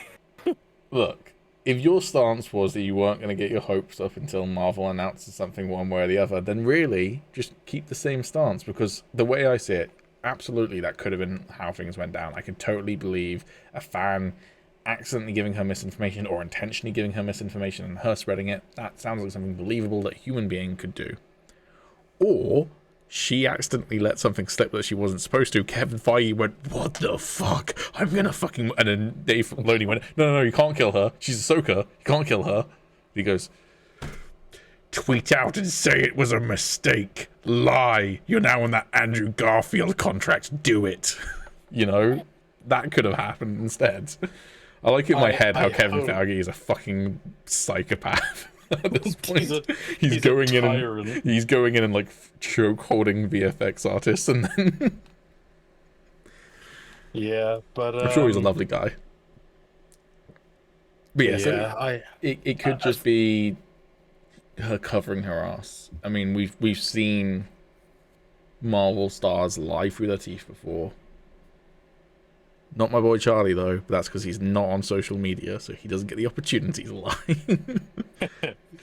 But yeah, you have seen examples of this before, so maybe it's true and she is just backpedaling. But as I say, if it is an excuse, the excuse she came up with is frankly very believable. I could totally see someone, as I say, being told something at a convention, and particularly if you're at a convention, you're probably not on the internet a lot anyways, because you're busy at the convention, but also just in general, a lot of these celebrities don't know the ins and outs of something like the Marvel Cinematic Universe like us fucking nerds do. You got Gwyneth Paltrow going, "I've never been in a Spider-Man film before," and then them going, yes you have, and an Avengers film. "Oh, I thought I was in Iron Man." Yeah, you were in Iron Man too, Gwyneth. So, yeah. Who knows?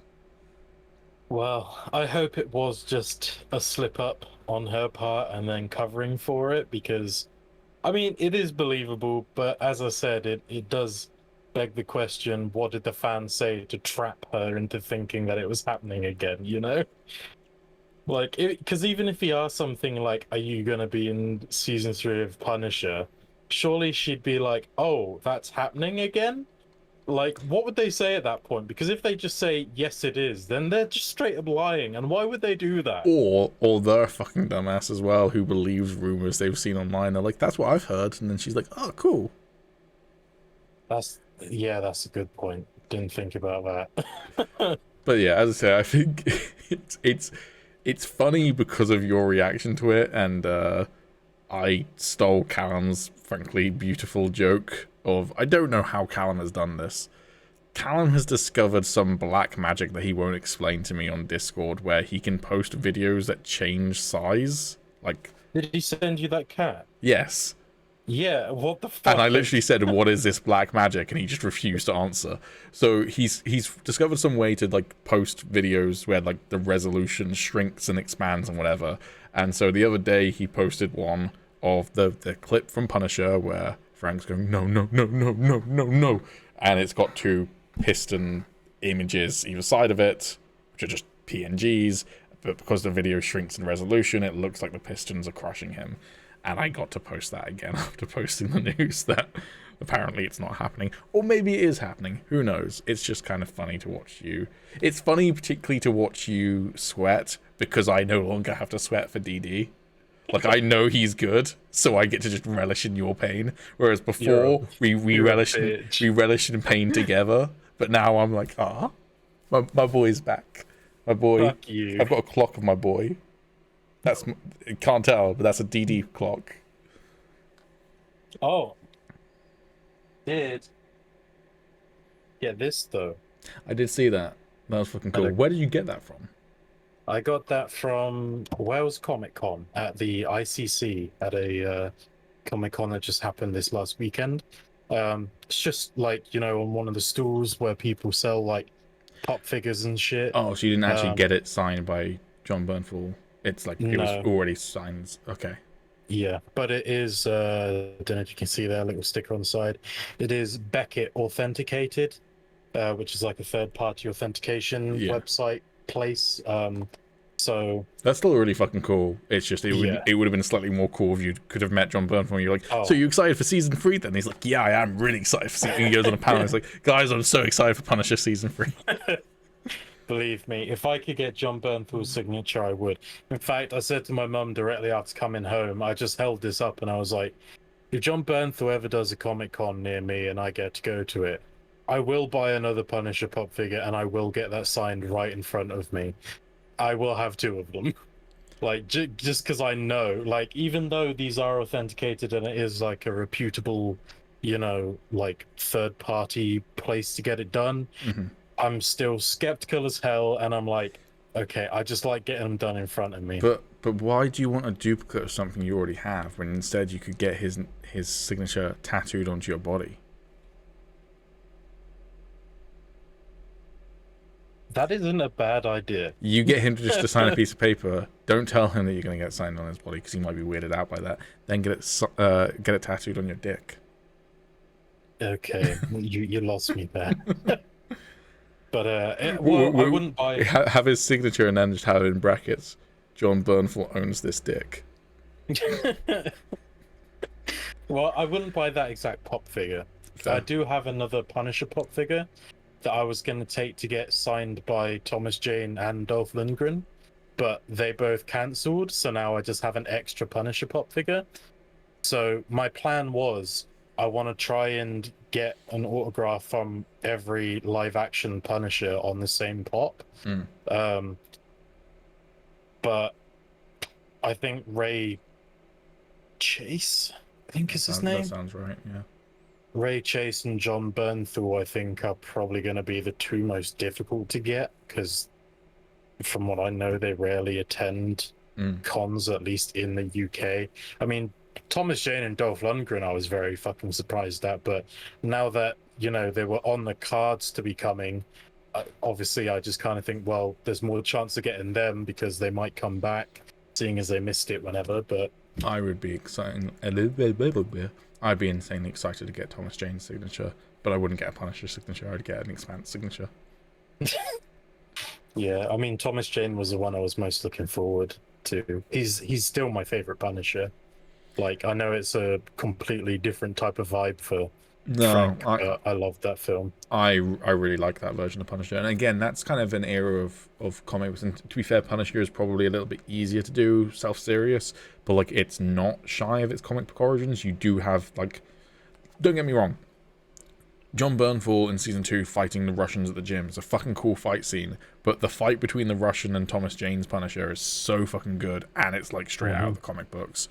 I don't know. But, I think there's room for both of them. And I think... Yeah, no, I totally agree. Like, I love all the Punishers. I mean, I wasn't... I mean, I even like Dolph Lundgren's, but that wasn't a great film. It was pretty bad, but like it's the Punisher. I'm biased. Yeah. You know, he obviously doesn't play the Punisher, and never has, and probably never will at this point, because John Bernthal kind of owns that role, at least for the next several years. But who I've always thought would be a good Punisher, and his role in The Boys has only just kind of amplified this, is Karl Urban would have been a great Punisher. Yeah, definitely. He also is a great Judge Dredd, and people should absolutely go see Dredd, and also people should make another Dredd film with Karl Urban. He was so good in that role. That film is so underrated. It's on Netflix, I'm pretty sure. Just, what are you doing? I've had this conversation with my dad many times, and he's adamant that Sylvester Stallone's Judge Dredd movie was better than Karl Urban's, because Sylvester Stallone always had this sort of like grimace and whatever, and was like more accurate to Judge Dredd. And I just responded, how can you think that? He constantly had his helmet off. Look, and like he barely ever had the grimace. When he is grimace mode, helmet on, in full costume, and a lot of the iconography of that film, like his bike and whatever, it does look almost like it's taken directly from the page of the comic, but it's a worse film in pretty much every single way. Like, okay, sure, you can throw the same criticism I've thrown at some of the MCU designs and go, oh well, Dredd's kind of just like a, it's taking the character but putting them in a fairly generic action setting where it's actually he's just like a slightly advanced normal guy. Like, he's not super buff, his jaw is not something that's not caricature-esque, and he's not constantly grimacing. But it's a better film, and I like that version of the character, so I don't give a shit. Also, I really like, I can't remember his sidekick, but the other judge in that film is really cool. I don't know. I just like the Karl Urban one. I think seeing him just kind of like not talking as much, full grimace and helmet on all the time, and just him like going, about his daily business, which is daily, and just kind of getting through it and then coming out of it and be like, okay, what's next? Man, I really love that film. I also think it's just slightly changing subject from him, not from him, but from that film. Karl Urban's just such an underrated actor, man. Like, you think of his range, like even just the three big ones that come to mind. You've got The Boys, you've got Dredd, and you've got Éomer in Lord of the Rings. Mm-hmm. You could, I genuinely think you could convince someone that those are three completely different actors. Like, he just dissolves into that role. He's brilliant in every single one, and it's just like, I feel like he should be Hollywood royalty. I'm fine with him not being Hollywood royalty and doing these kind of smaller. I mean, The Boys isn't small, but you know what I mean. Like, these smaller projects. But he really should be Hollywood royalty in terms of his talent.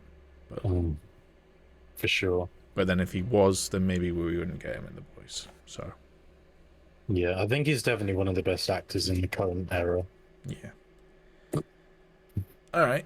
Well, that's us talking about Punisher, though. He is, or he isn't coming back to the MCU. But one way or another, John Bernthal is a human being on planet Earth. Yeah. I will most probably have to wait another few years in pain, waiting for any sign of revival. Or just forever in pain, because the Punisher may never be made again. I forgot he's fucking Leonard McCoy in the Star Trek reboot movies.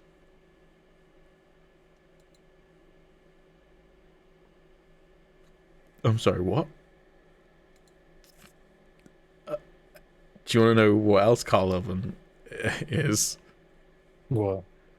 Karl Urban is due to voice Bob in Ark the Animated Series, which is due to debut this year, and is an adaptation of Ark Survival Evolved. Oh. It's a 14-episode television series. Doesn't say where it's going to debut, but it's got Gerard Butler. It's got fucking Elliot Page, David Tennant, Alan Tudyk, Carl Urban, Jeffrey Wright, Russell Crowe, Vin Diesel, D. Bradley Baker, Monica Bellucci. How am I just hearing about this fucking adaptation of Ark Survival Evolved? I mean, to be fair, the concept behind Ark is really cool, I think. No, I don't think it's inherently a bad idea for a TV show. It's just like, how did I not hear about this? I think the only reason why I'm like laughing is because my initial thought when it comes to Ark Survival Evolved will always be just pressing the shit button and shitting on my friend's floor. But I hope that's in the series. yeah, I'm hoping that Carl Urban just takes a dump on someone's floor. But or just like has a bag and they just go around picking up shit and placing it in their bag. yeah, but anyways, media that we have in the week. Consumed. There we go. Do you want to go first? Sure. So I guess I get out of the way. I've been watching some of the Sandman. I think I'm on like round about episode 5 now. And so if you're still watching up to this point, although I doubt anyone is, if you are, thank you. You've made my day. Spoilers for the Sandman, kind of. Chapters below. Okay, so I hope you still have that Neil Gaiman thing. Yeah. So obviously when they announced that they were going to have Joanna Constantine, or Constantine as they call him, the name, obviously a lot of fans were like, oh, they've just made John Constantine a woman, you know, and oh, it's just gender bent John. You know, loads of fans were annoyed by that, and basically Neil Gaiman and like people on the show came out and they were like, actually, it's Joanna Constantine, a character that was actually in the Sandman comics. It's an ancestor of John Constantine, who is pretty major and like more major than John in the comics, but John appears first in the comics. Yeah. And so I will say that you know, I haven't finished a series, so stuff could happen later on in the series that changes the way I feel about it, but as it stands, I feel like Neil Gaiman and the you know, people that said about how it is a completely different character have just fully gaslighted and lied to the fans. Because I was watching the show and Joanna Constantine gets introduced and we see a little bit of her backstory and some stuff in like the present timeline. They completely nabbed John's story. It is John's story. Like, obviously, John, in a lot of his iterations, has nightmares about how he basically got a little girl killed called Astra. Nope, that's Joanna's story now. He also helped the Sandman to get his sand back, and he left it at his like girlfriend's house or something, Rachel. Nope, that's Joanna's story now. They basically nabbed his whole story, slapped another character's name on it, and said, no, it's actually a completely different character. Not gender bent on my ass. Like, it irritates me. It irritates me not because they have made it gender bent. It irritates me because they lied about it. If they just come out and said that it was gender bent from the very beginning, I wouldn't have been bothered. But I feel like they've just gaslighted everyone and lied. Yeah, so I haven't seen the show yet. I've read the comics years ago and fairly recently listened to the audiobook, so my memory is more fresh in the audiobook. I can't remember whether the audiobook distinctly differs from the comics. I'm pretty sure it's a pretty much a one-to-one adaptation as far as my memory goes, but things might be reordered or what have you. So I don't know how she fits into the show. From the sounds of things, you're right. She is fitting John's narrative in terms of giving Morpheus his bag of sand back, which is a thing that John does. So John appears in one arc in the comics, which is that arc. So it's like, we're in spoilers anyways, fairly early on in the Sandman story. He's kind of escaped captivity. He's rebuilding his kingdom almost, and part of that is reclaiming his powers, which are tied to different objects, and one of them is his bag of sand, which Constantine came across and at some point acquired and left somewhere. As you say, I think you said his girlfriend's house or something. So if Johanna Constantine, is it Johanna or Joanna? Because it's Johanna in the comics. I think it might be Johanna, yeah. Either way, I'm seeing people on Twitter saying Joanna, and he's not correcting them, so it might be Joanna in the show, and it doesn't really matter. Jenna Coleman's character, if she's doing that role, yeah, that's John Constantine's thing. And yeah, I agree with you. If he was saying that the distinct, then he was lying, but at the same time, a lot of the tweets that he's said recently I don't think are in opposition to what's in the show. So for instance, there is one where it says, let me just load the full tweet so I can get the full context of it.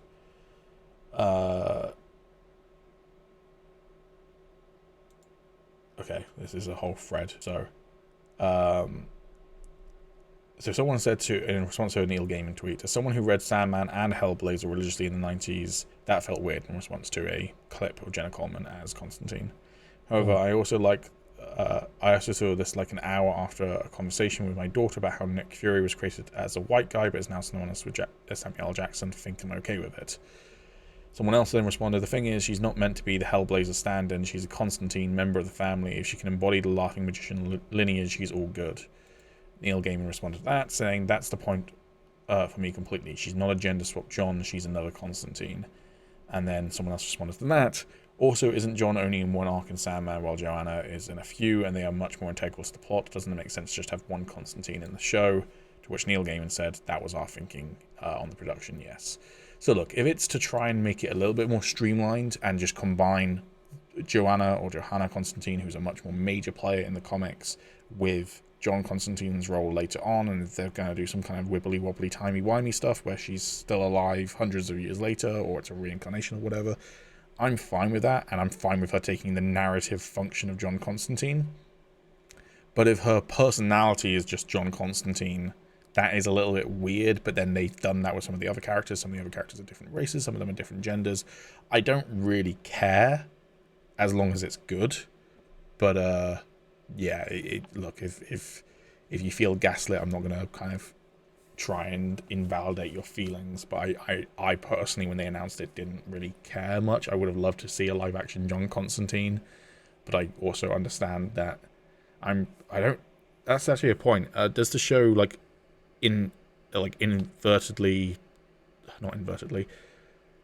does the show have the DC logo at the beginning of the show at any point?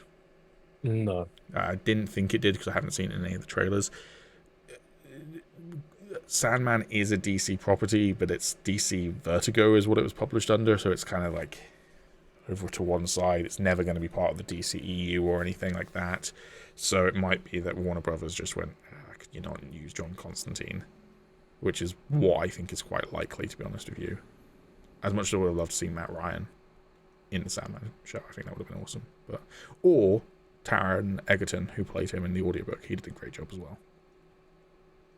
But, I mean, that's the thing. And again, it goes back to what I said at the very beginning of this, which is I wouldn't have minded if it was a separate character. Because that's what they said. They were meant to be distinct. And it's fine streamlining them to make the story up, but there's a difference between having two distinct characters and just completely nabbing some other character's story and swapping the first name. Because as you said, you said, if her personality is different. It isn't. It is John.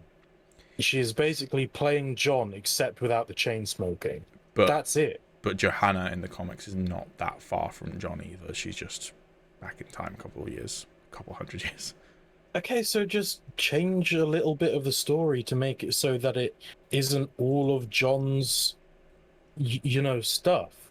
Like, I mean, the main thing that I think is kind of a little bit from what you said, what you summarized, is the fact that she's having the same visions of the dead kid as John. Yeah. Because that's not part of her backstory in the comics. But also apparently it does have the DC logo in the trailers, so maybe it's at the beginning of the show. But either way, it is distinct from the main DC universe usually. So yeah, I just like that little girl thing. They could have changed that to anything, like or the girlfriend. Like they used exactly the same name of the girlfriend that John had. They literally could have changed that. Or just had it be anyone else. That to me is not a major issue because the girlfriend's not particularly relevant to anything. It's just is. So like that's not like a big deal. It's not like the equivalent of Mary Jane to Peter Parker or anything. It's just a girlfriend. No, I know, but like that just kind of makes me think. Oh, if it isn't as big a deal, then why couldn't they have just changed it? But why bother at that point? Like if it's not a big thing, then why bother changing it? Is my argument. I would be more for them changing the big things than the small things. I think it also matters because it is set, at least I believe it's set in like present day. Yeah. So that's one of the things that Neil Gaiman has said as to why this TV show is going to have some narrative differences from the comic book. Is the comic book is Morpheus escaping in the late 80s, I think, or the early 90s. And obviously this is him escaping in 2022. Yeah, so I guess it makes it better if simply John just doesn't and will never exist in this timeline. Yeah, he won't. Okay, well that makes it better, but yeah, I was still just a bit peeved because yeah, it felt bad knowing that I was basically seeing John's story, but not actually John. As someone who loves John, it just felt really off. Especially because, like I don't have a problem with this again if it was just meant to be a gender bent John or something. They made it her girlfriend. So they basically changed both characters in that regard. I mean, Johanna Constantine's not alive in the 21st century in the comic book, so it's already different if it's supposed to be the same version from the 1700s and the 21st century. Because I was also thinking, well, if they did another season of this or something and they did want to include John, well, how does he exist? Could just be another member of the family, but as I say, I don't think he's going to exist in this universe. Yeah, but yeah, it was kind of bugging me. It was out of everything I've seen of the series so far, that's the only thing I've like disliked. And hopefully, if Johanna returns later on in the series, they don't just nab even more of John's story, but if it follows the comics, then Johanna in the 21st century won't reappear, but Johanna in the, as I say, I think it's the 17th or the 18th century, probably will if they get that far in season 1. Right. Okay. Gonna go ahead and guess, and you might not have gotten to this point in the show, but I'm gonna go ahead and guess that Martian Manhunter's probably not in the show, though. Neither is Etrigan. Damn. But again, that's probably legal issues with Warner Brothers. I would have liked to have seen Etrigan. I think that would have been really cool. And I think they probably could have done that. Scarecrow would have been cool to see as well. Scarecrow was in it? Scarecrow's in the comic for a brief moment. Oh. There's a character who escapes from Arkham and he talks to Scarecrow on his way out. But, nice. Yeah. But, I think from what I'm seeing, reviews are pretty good, which makes me excited. I think I'm going to watch it at some point. I don't know if we said this on the podcast or whether we said this before we started recording. I'm currently planning to watch it with my mum. I might lose patience and watch it on my own and then rewatch it with my mum. But if I do wait, it's going to be several weeks because my mum's going on holiday for a bit, and then we're in the middle of Stranger Things season 4 at the moment. So just watch Dear Billy. Nice. Yeah, her reaction was good. So yeah, so we've still got a ways to go though with that series, considering how long each episode is. Yeah. But yeah, the only other thing I've really been doing recently, playing some MultiVersus. It's really fun. Really fun. Very, very much enjoy it. Excited to see some new characters coming to it. Yeah, it's free. If you like platform fighting games, go and check it out. Who would you like to see in it? So there has been a leaked roster, supposedly. And on that roster is Scorpion from Mortal Kombat. And that's my number one. My second preference would be Ben 10. Oh, Ben 10 would be fucking awesome. Mm-hmm. Oh, I want that. The reason why I didn't play it the other night is because I'm busy with role-playing, planning shenanigans. Yeah. But I would fucking cancel sessions this week if Ben 10 was in the game. Also, yeah, you should play it with us though at some point because it is really good. Also, real quick, can we get just like a fucking definitive Ben 10 reboot? I don't care if it's live action or animated, but like Ben 10's like it had like 3 main series and they rebooted it, and I have no idea what's going on with the reboot, but I don't like it because it looks weird. And I just want to see a definitive version of Ben 10 because that character is fucking awesome. And if it was live action, that would be great. I do think live action would be dangerous because you'd deprive us of the amazing delivery that Kevin 11 has, where he says, "Look, Gwen, you got to treat your women like you treat a car." Go on. No, I sense I've made a mistake. It's Dante Basco who voices Kevin 11, isn't it? I don't know. It's the voice of Prince Zuko from that does Avatar. Yeah, now that I think about the voices. I mean, I'm pretty sure it's him. And I think Dante Basco is probably a bit too old to play Kevin 11 in a live action version. So that would be the one downside if they did do a live action version. But I mean, they have done live action Ben 10 before. It wasn't good, but yeah, I don't know. I would love to see like a rebooted Ben 10 that's like for my generation, even though that'll probably never happen because it's for fucking kids. But anyways, is that everything you've consumed in the week? I believe so. I don't think there's anything else I've done.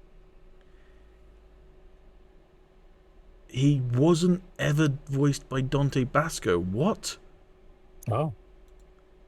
Greg Sipes? Who the fuck is Greg Sipes? I've never fucking heard of Greg Sipes. Or Kipes. Or Sipes. Sipes. Oh. He looks very Floridian in that picture on Wikipedia. He voiced Beast Boy in Teen Titans, though. Huh. Huh. I was convinced it was Dante Basco. Now I'm doubting whether Dante Basco voiced fucking Prince Zuko. Prince Zuko. Yeah, it's fucked up. Leave it alone. Yeah, that's so weird. So Dante Basco did do Prince Zuko, but didn't do Kevin 11. That's kind of blown my mind. Anyways, what have I consumed? I went and saw Bullet Train on Friday with Tommy.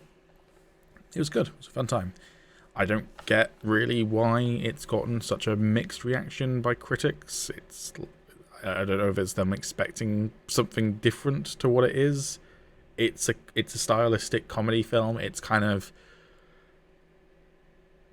it's quite like the action's quite Deadpool-esque because it's done by that guy who did Deadpool 2, but and I think the trailers very much advertise it as more of an action movie than it actually is. It's much more of a comedy, and the trailers do obviously advertise it as a comedy, but it's much more comedy than it is action. Like, there is good action in it, but the highlights of the films are the dialogue scenes. They're so fucking funny, and it's quite almost like a whodunit in a way. It's not a whodunit at all, but it's quite like it stylistically, because the film, I don't want to give too much away with the plot. I can't remember what the trailers reveal, even though I've seen the trailer like so many times, because it's played at like cinemas for months now. Oh yeah. But so I don't want to give too much away plot wise since you haven't seen it. But like, what I will say is there's a lot of like Chekhov's guns that are placed throughout the film, where you'll see something get placed somewhere on the bullet train, and you're like, oh, that's going to come back relevant later, and then it does, but it's always fucking hilarious and unexpected when it does. And like, there's a couple of moments where like it will show you the journey of certain characters or certain objects to get to the point where they're relevant in the plot, and it's just, it's just really, really fun, stylistic, and the characters are fun. I will say, and this is not a criticism of the film, it's a criticism of the industry, I feel like Bullet Train is gonna get a sequel. Like, it feels like the sort of thing where some guys in suits will be like, we could make more out of this. But if they do, honestly, I wouldn't mind it. Like, there's multiple different characters I wouldn't mind having a spin-off of, or if they wanted to do another film about Ladybug, who's the main character, I would be fine with that. But is that Brad Pitt? Yeah, it's Brad Pitt's character. It's codename Ladybug, it's not his actual name. You don't find out his real name, though. But yeah, so I just really, really enjoyed it. I think when we came out of the cinema as well, Tommy and I were talking about how much we enjoyed it, and I said, it's one of the funny things is, Thor Love and Thunder was a comedy film as well. But I think the difference with Thor Love and Thunder and Bullet Train, because they're both funny and I enjoyed both of them, but I came out of Thor Love and Thunder thinking it was funny, but the jokes detracted from the drama, and it was also trying to be a drama film. Bullet Train is unapologetically a stylistic comedy film, and so none of the laughs ever feel like they detract from the moment. So yeah, that's I just think it was a much more enjoyable comedy film compared to something like Love and Thunder. And I can't really think of any jokes that didn't land, even ones you've seen in the trailer, like the this is the quiet zone, like that whole bit that's in the trailer. Okay, that exact moment maybe won't get a laugh out of you because you've seen it 2,000 times, but there are other jokes to do with that later on in the film which are funny. So yeah. Also, I can't tell you about something. There is an actor that when I realized he was in it, I was like, oh my god, Alex is gonna be so excited when he sees this actor. But you almost don't recognize him. And then also I feel like they intentionally make a reference to him as that actor. It's not the guy that plays Scorpion, is it? I don't know who plays Scorpion, so... Oh wait, yeah, in the new Mortal Kombat movie, yes, he is in the film, but no, he's in the trailers. I don't think this actor is in the trailers at all. Also, I'm not 100% sure, so since you're going to go and watch it, I want you to try and confirm for me. There might be Dopinder in the film from Deadpool. It's the director of Deadpool 2. There is a sequence, I can't remember the context of the sequence, but there is a sequence where you see someone in the boot of a car. And for a brief moment, I was like, is that Dopinder? And then I went, I don't know why it would be Dopinder. And then later on in the film, I was like, wait a second, this is directed by the guy who did Deadpool 2. Maybe it was Dopinder. Yeah. So, but it's kind of hard to tell. It was his cousin getting revenge on him. Oh, wait, no, Dopinder killed him, didn't he? Yeah, he did. It's from the grave, though. But yeah, I'm really fucking excited for this film. Like, I mean, I was really excited for it when it first got announced, and as I said, I think when we were talking about it like last week or something, like it's been in production for ages. I feel like I think it's just been delayed, the release. I don't think it was in production for that long, but it's just it just hasn't been released for ages. Yeah, and it's just like I forgot about it for a while, and then I saw it again, and I was like, oh man. How could you forget about it? Good. Every single time you went to the cinema, and most YouTube videos, if you're watching on your phone, you would get the Bullet Train advert. And somehow it being that over-advertised hasn't detracted my enjoyment of it. Well, I can answer both of those questions. One, there was a period of times where I didn't go to the cinema just because there wasn't really anything on that I wanted to see. Um, and the second one is I have YouTube Premium. Okay, fair So enough. yeah, I just never saw the adverts. But then I went to cinema and I saw it again, and I was like, oh yeah, this is great. And I was watching some clips of like different films the other day, and a couple of them happened to have Brad Pitt in. Mm. And I think I've come to the realization that Brad Pitt might be my new favorite actor. I was saying this to my mum the other day when I was talking about having seen Bullet Train. I was like, one of the things I really respect of Brad Pitt is that Brad Pitt was, or is, he's not, he is a incredibly attractive man. Like, incredibly attractive. Even amongst Hollywood elite, he's like, and he's a talented actor, and he's very charismatic. He could have just coasted his entire career off of playing the fact that so many women were attracted to him in the like 90s and early 2000s, and just done rom-com after rom-com after rom-com and just raked in the billions. And he's incredibly rich anyway, so he didn't need to do that. But my point is, like, he really could have not tried as an actor, and yet Mm, so many of his film choices are really interesting. He plays mm, so many interesting characters that that just makes me respect him a whole lot. And he's a good actor. So yeah. I will say the one time, but I will say that this person historically existed within this story, and so therefore had to be played by someone. It's just that he was the producer of this film, so it's a bit weird that he cast himself as his character, as he is the Canadian hero in 12 Years a Slave who then frees the main character. Oh, And I was like, it feels a little bit weird for you to be the guy like funding this entire film and then going, I'm also going to play the white savior in it. But as I said, that person existed historically because 12 Years a Slave is a true story. So someone had to play him. So mm, whatever. But like, that's the one time I was like, it's a bit weird you chose to cast yourself as that. Could have literally gotten anyone, but okay. yeah.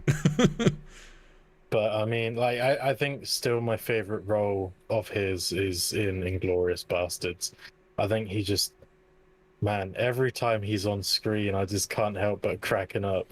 Like, It, especially when he just, when he's pretending to be German. Italian. Oh, it's Italian. Yeah, that's it. Yeah. And he says a Arrivederci. It gets me every time. Yeah, Brad Pitt is hilarious in that. If you haven't seen, though, The Assassination of Jesse James by the Coward Robert Ford, I had to look up its full title because it's fucking hard to remember, is a fucking phenomenal film featuring him. So I'd highly recommend that. But yeah. No, it's he's very, very good in Bullet Train. I will say he's not the standout in Bullet Train. Oh. I reckon most people will come to the conclusion of who the best characters in Bullet Train are, but it's not him. But he's up there. But then all of them are fun. It's just some of them aren't on screen for as long as other characters. So. Also, I will say as well, one last thing on Bullet Train is that unfortunately, I really needed to go for a piss, and I timed it badly during a very funny and like revelation scene that Tommy had to explain to me. I was like, oh, that sounds like that would have been really cool to experience. So don't go for a piss in the third act would be my suggestion. I'm not sure when the right time to go for a piss in that film is. Maybe just don't go for a piss, or piss yourself. Those are your options. But I can't think of a time. I'm sure I have. I must have at one point in my life, but I genuinely cannot remember the last time that I've ever had to go for a piss during a film. this was the first time in a while, but I will defend it by saying that I had drank about 4 cups of coffee that day Oh, because it was a work day and I was in the office. So I had already kind of, what's the word, broken the seal. So, and it's not that long of a film either. It's just, yeah, it got to the third act and I was like, I don't know. I don't know if this film has 5 minutes left or 20 minutes left. It feels closer to 20, so I'm not going to risk it. I'm just going to go now. And yeah, I timed it badly, unfortunately. But as I said, I don't know when I would have timed it better than I did. Yeah. So, yeah. What else have I consumed? I think that's it. I've been watching more Smallville. The Witcher. I finished the book, The Last Wish. Thoroughly enjoyed that, so I'm moving on to... I can't remember what the second Witcher book is off the top of my head, but I have them in order, so... Sword of Destiny, yeah? It's either Sword of Destiny or Tower of Swallows. I want to say it might be Sword of Destiny. I can look. I'm pretty sure it's Sword of Destiny. I can't reach it. I can do it. It's Sword of Destiny, and the next one off that's Blood of Elves, so I was way off with... Yeah. But yeah, so I'll move on to that one later this week. Yeah, been watching more Smallville though. That continues to be top tier. I feel like I've done something else. I feel like I watched something else, but I can't think of what else I watched. I feel like I watched another movie. Did I put it that I wanted to talk about another movie? Hold on. I feel like I made a reminder of myself to talk about something. Prey! Of course I watched fucking Prey. Mm. Prey was fucking phenomenal. I was excited for it when it first got revealed. For those of you who don't know, it's a Predator prequel set during the period of time before white men had kind of fully colonized America and made it the United States of America. So it's got like first kind of settlers and the hunters and whatever. They're in America, North America. But it focuses on members of the Comanche tribe, and I hope I'm pronouncing that right. It might be Comanche tribe, and in particular, it's one character who's a young female who's trying to kind of prove to her tribe that she can be a hunter. So it's gotten a lot of criticism, of course, because how dare you have a female character who's competent in a film? Of course, ignoring, Ripley and Sarah Connor and such like various other characters who are competent in these sorts of films, but they're from the 80s, so it's okay. The character is called Naru. She's got an adorable dog with her the whole time, and they're fighting a predator who's, it's not outright stated, but it's kind of implied this might be the predator's first time on planet Earth.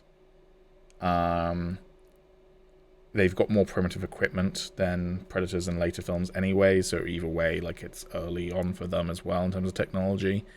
But they've still got some advanced stuff. It's not all just, like, swords and whatever. They've got... spoiler alert, they've got the red laser thing from the original Predator. They've got thermal vision and what have you, but it's much more kind of primitive. But it's a really good film. I went in with, like, I was excited for it, but not like super hyped for it, and it ended up blowing me away with just how fun it was. It's fairly short as well. Cool little fact as well, it's the first ever film to be released in both English and Comanche. Again, I think is the name of the language. It's the language that the tribe speaks.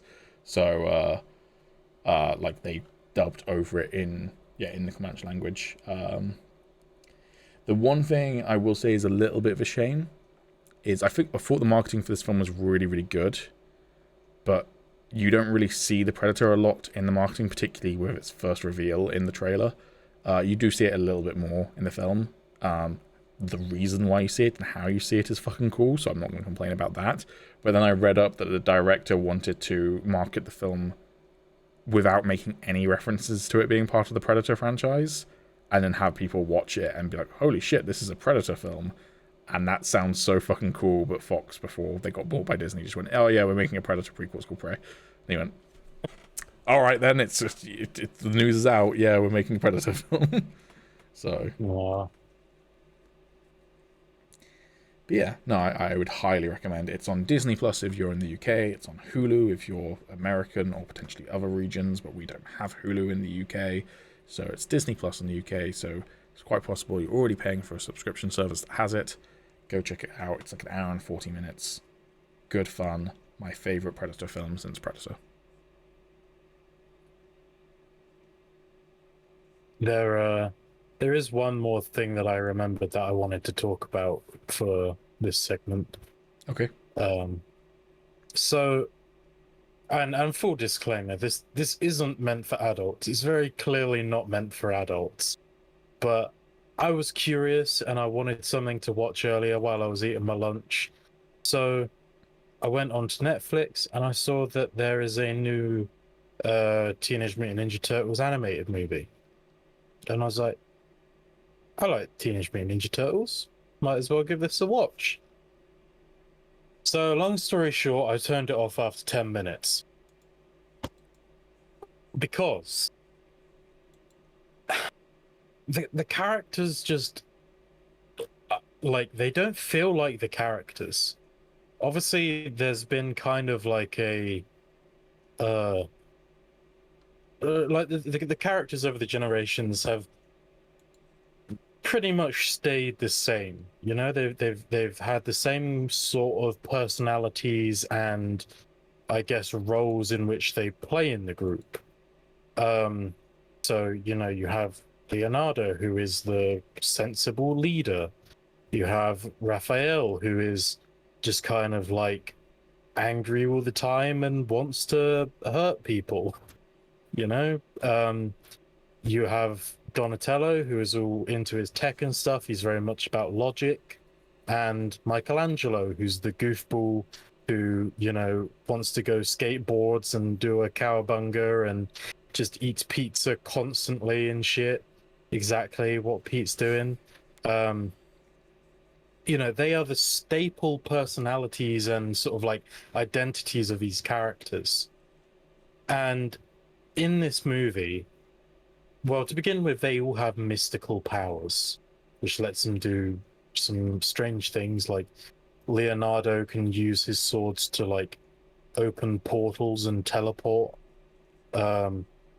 Michelangelo has like his nunchuck chains, and he can do some like weird sort of like spinning thing where he goes really fast and it like creates fire or something, and you like chop shit in half. And Donatello has mystic tech, so he does something or rather, and then these like missiles made out of pure energy appear.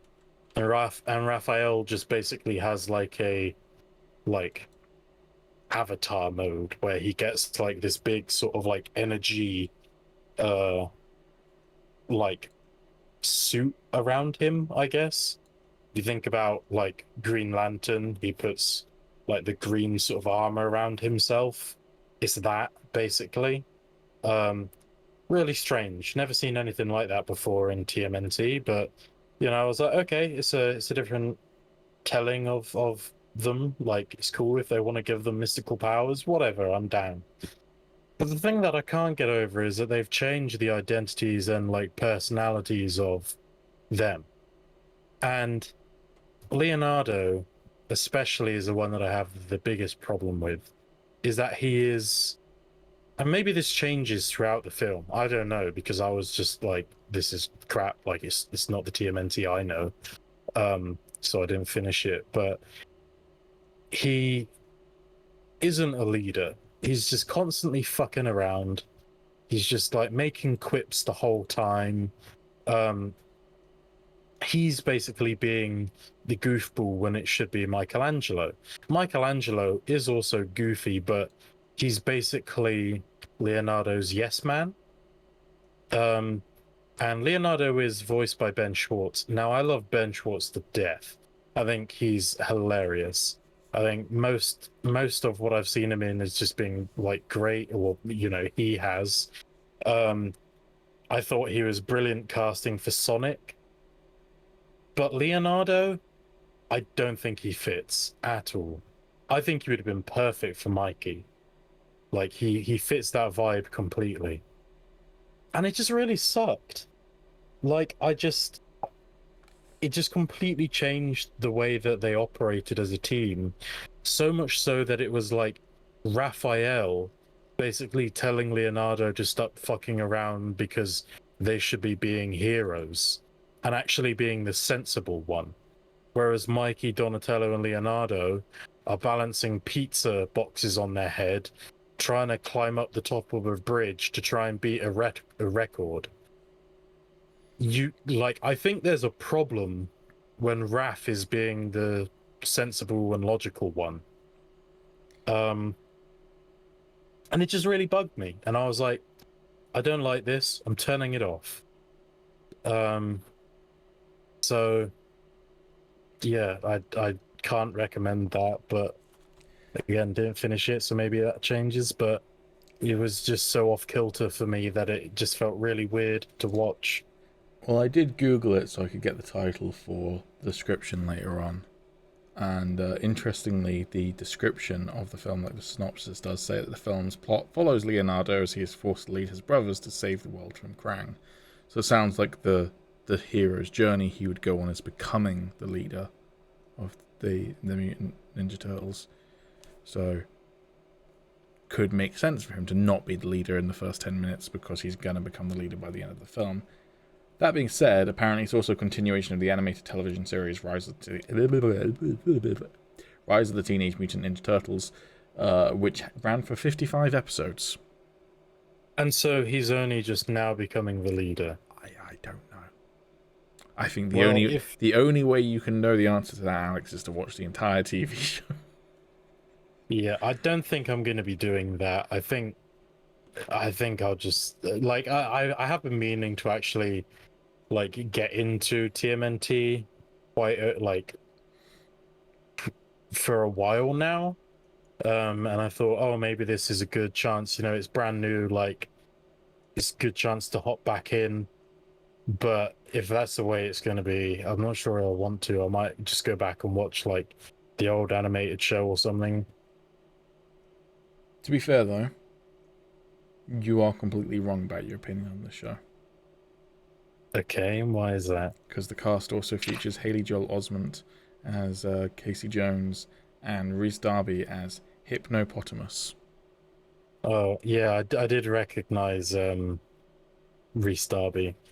But that's another thing. I guess spoiler alert if you really want to watch this film. But yeah, the film starts with them in the future, and in the future, Casey Jones is like, I don't know if he's meant to be like mid-teens or something, but he's Leonardo's protege, which I find very strange, considering Casey is always like older and again more sort of like mature, than the Turtles. So to have like a kid version of him being a protege of some like battle hardened turtles defending the earth is very strange for me. Fair. But yeah, that was my experience with it. But did its intro go Teenage Mutant Ninja Turtles Teenage? Okay, it's fucking shit. Yeah, I was also disappointed by that. Heroes in a half shell. Turtle power. I think that's a good place to end it. Yeah. Maybe that should be our intro next time as our rendition of Teenage Mutant Ninja Turtles. Definitely. Teenage Mutant Ninja Turtles, Teenage Mutant Ninja Turtles, Teenage Mutant Ninja Turtles, Heroes in a half shell. Turtle power. Alright, Thank you. If you made it this far, you've got way too much time on your hands. It's 2.5 hours. What the fuck is wrong with you? But if you made it this far, I appreciate you. We forgot to say at the beginning, I did do the whole intro spiel, and I did what we're talking about this week, but I forgot to say that if you like this video, like, comment, subscribe, share, then like again on a different account. Comment again. Not on the same one, because you'll get rid of your first like. So. If you accidentally do that, just like it a third time. You can comment. That doesn't have to be on a different account. You can do 2 comments. I don't know if that actually changes the thing, engagement, but whatever. It doesn't matter at this point anyway, because the engagement is off. Non-existent. we're breaking up. Oh, I enjoy doing this podcast. And also, you can favorite. I don't know what that means. You can bookmark the page to this video. That's what favoriting it means. I've worked it out. Yeah, ring the bell or whatever it is that YouTubers say. I'm not sure if we have a bell. I think that might be like a status thing on YouTube. Oh, maybe. I don't know. I've never rung the bell. Me neither. And then I get annoyed when I discover that a channel I like has uploaded like 5 videos since the last time I watched them. But why didn't I get this in my feed? Yeah, exactly. But I do get Mr. Sunday Movies, and I do get Corridor Crew. Those are the 2 big ones that I care about. So, what channels do you subscribe to on YouTube, Alex? Shut the cyber fuck up, you gonk, and listen to the Higgledy Piggledy podcast. None. I only listen to this podcast. That's fucking egocentric of you. I don't know, really. All right. The the only one that I watch consistently is probably bro, I can't even remember like the name of the channel. I think it's like Chris Brandt or something. It's just like a reaction channel, but they just have really funny commentary over it. What about Critical Role? I don't really watch that anymore. Why not? I missed a couple of episodes, and well, you know how it is. Just fell out of it. Oh. I was going to ask you to explain in more detail, but I feel like if anyone was watching a minute ago, they're not anymore. So thank you for watching. Take care. Bye-bye. Bye.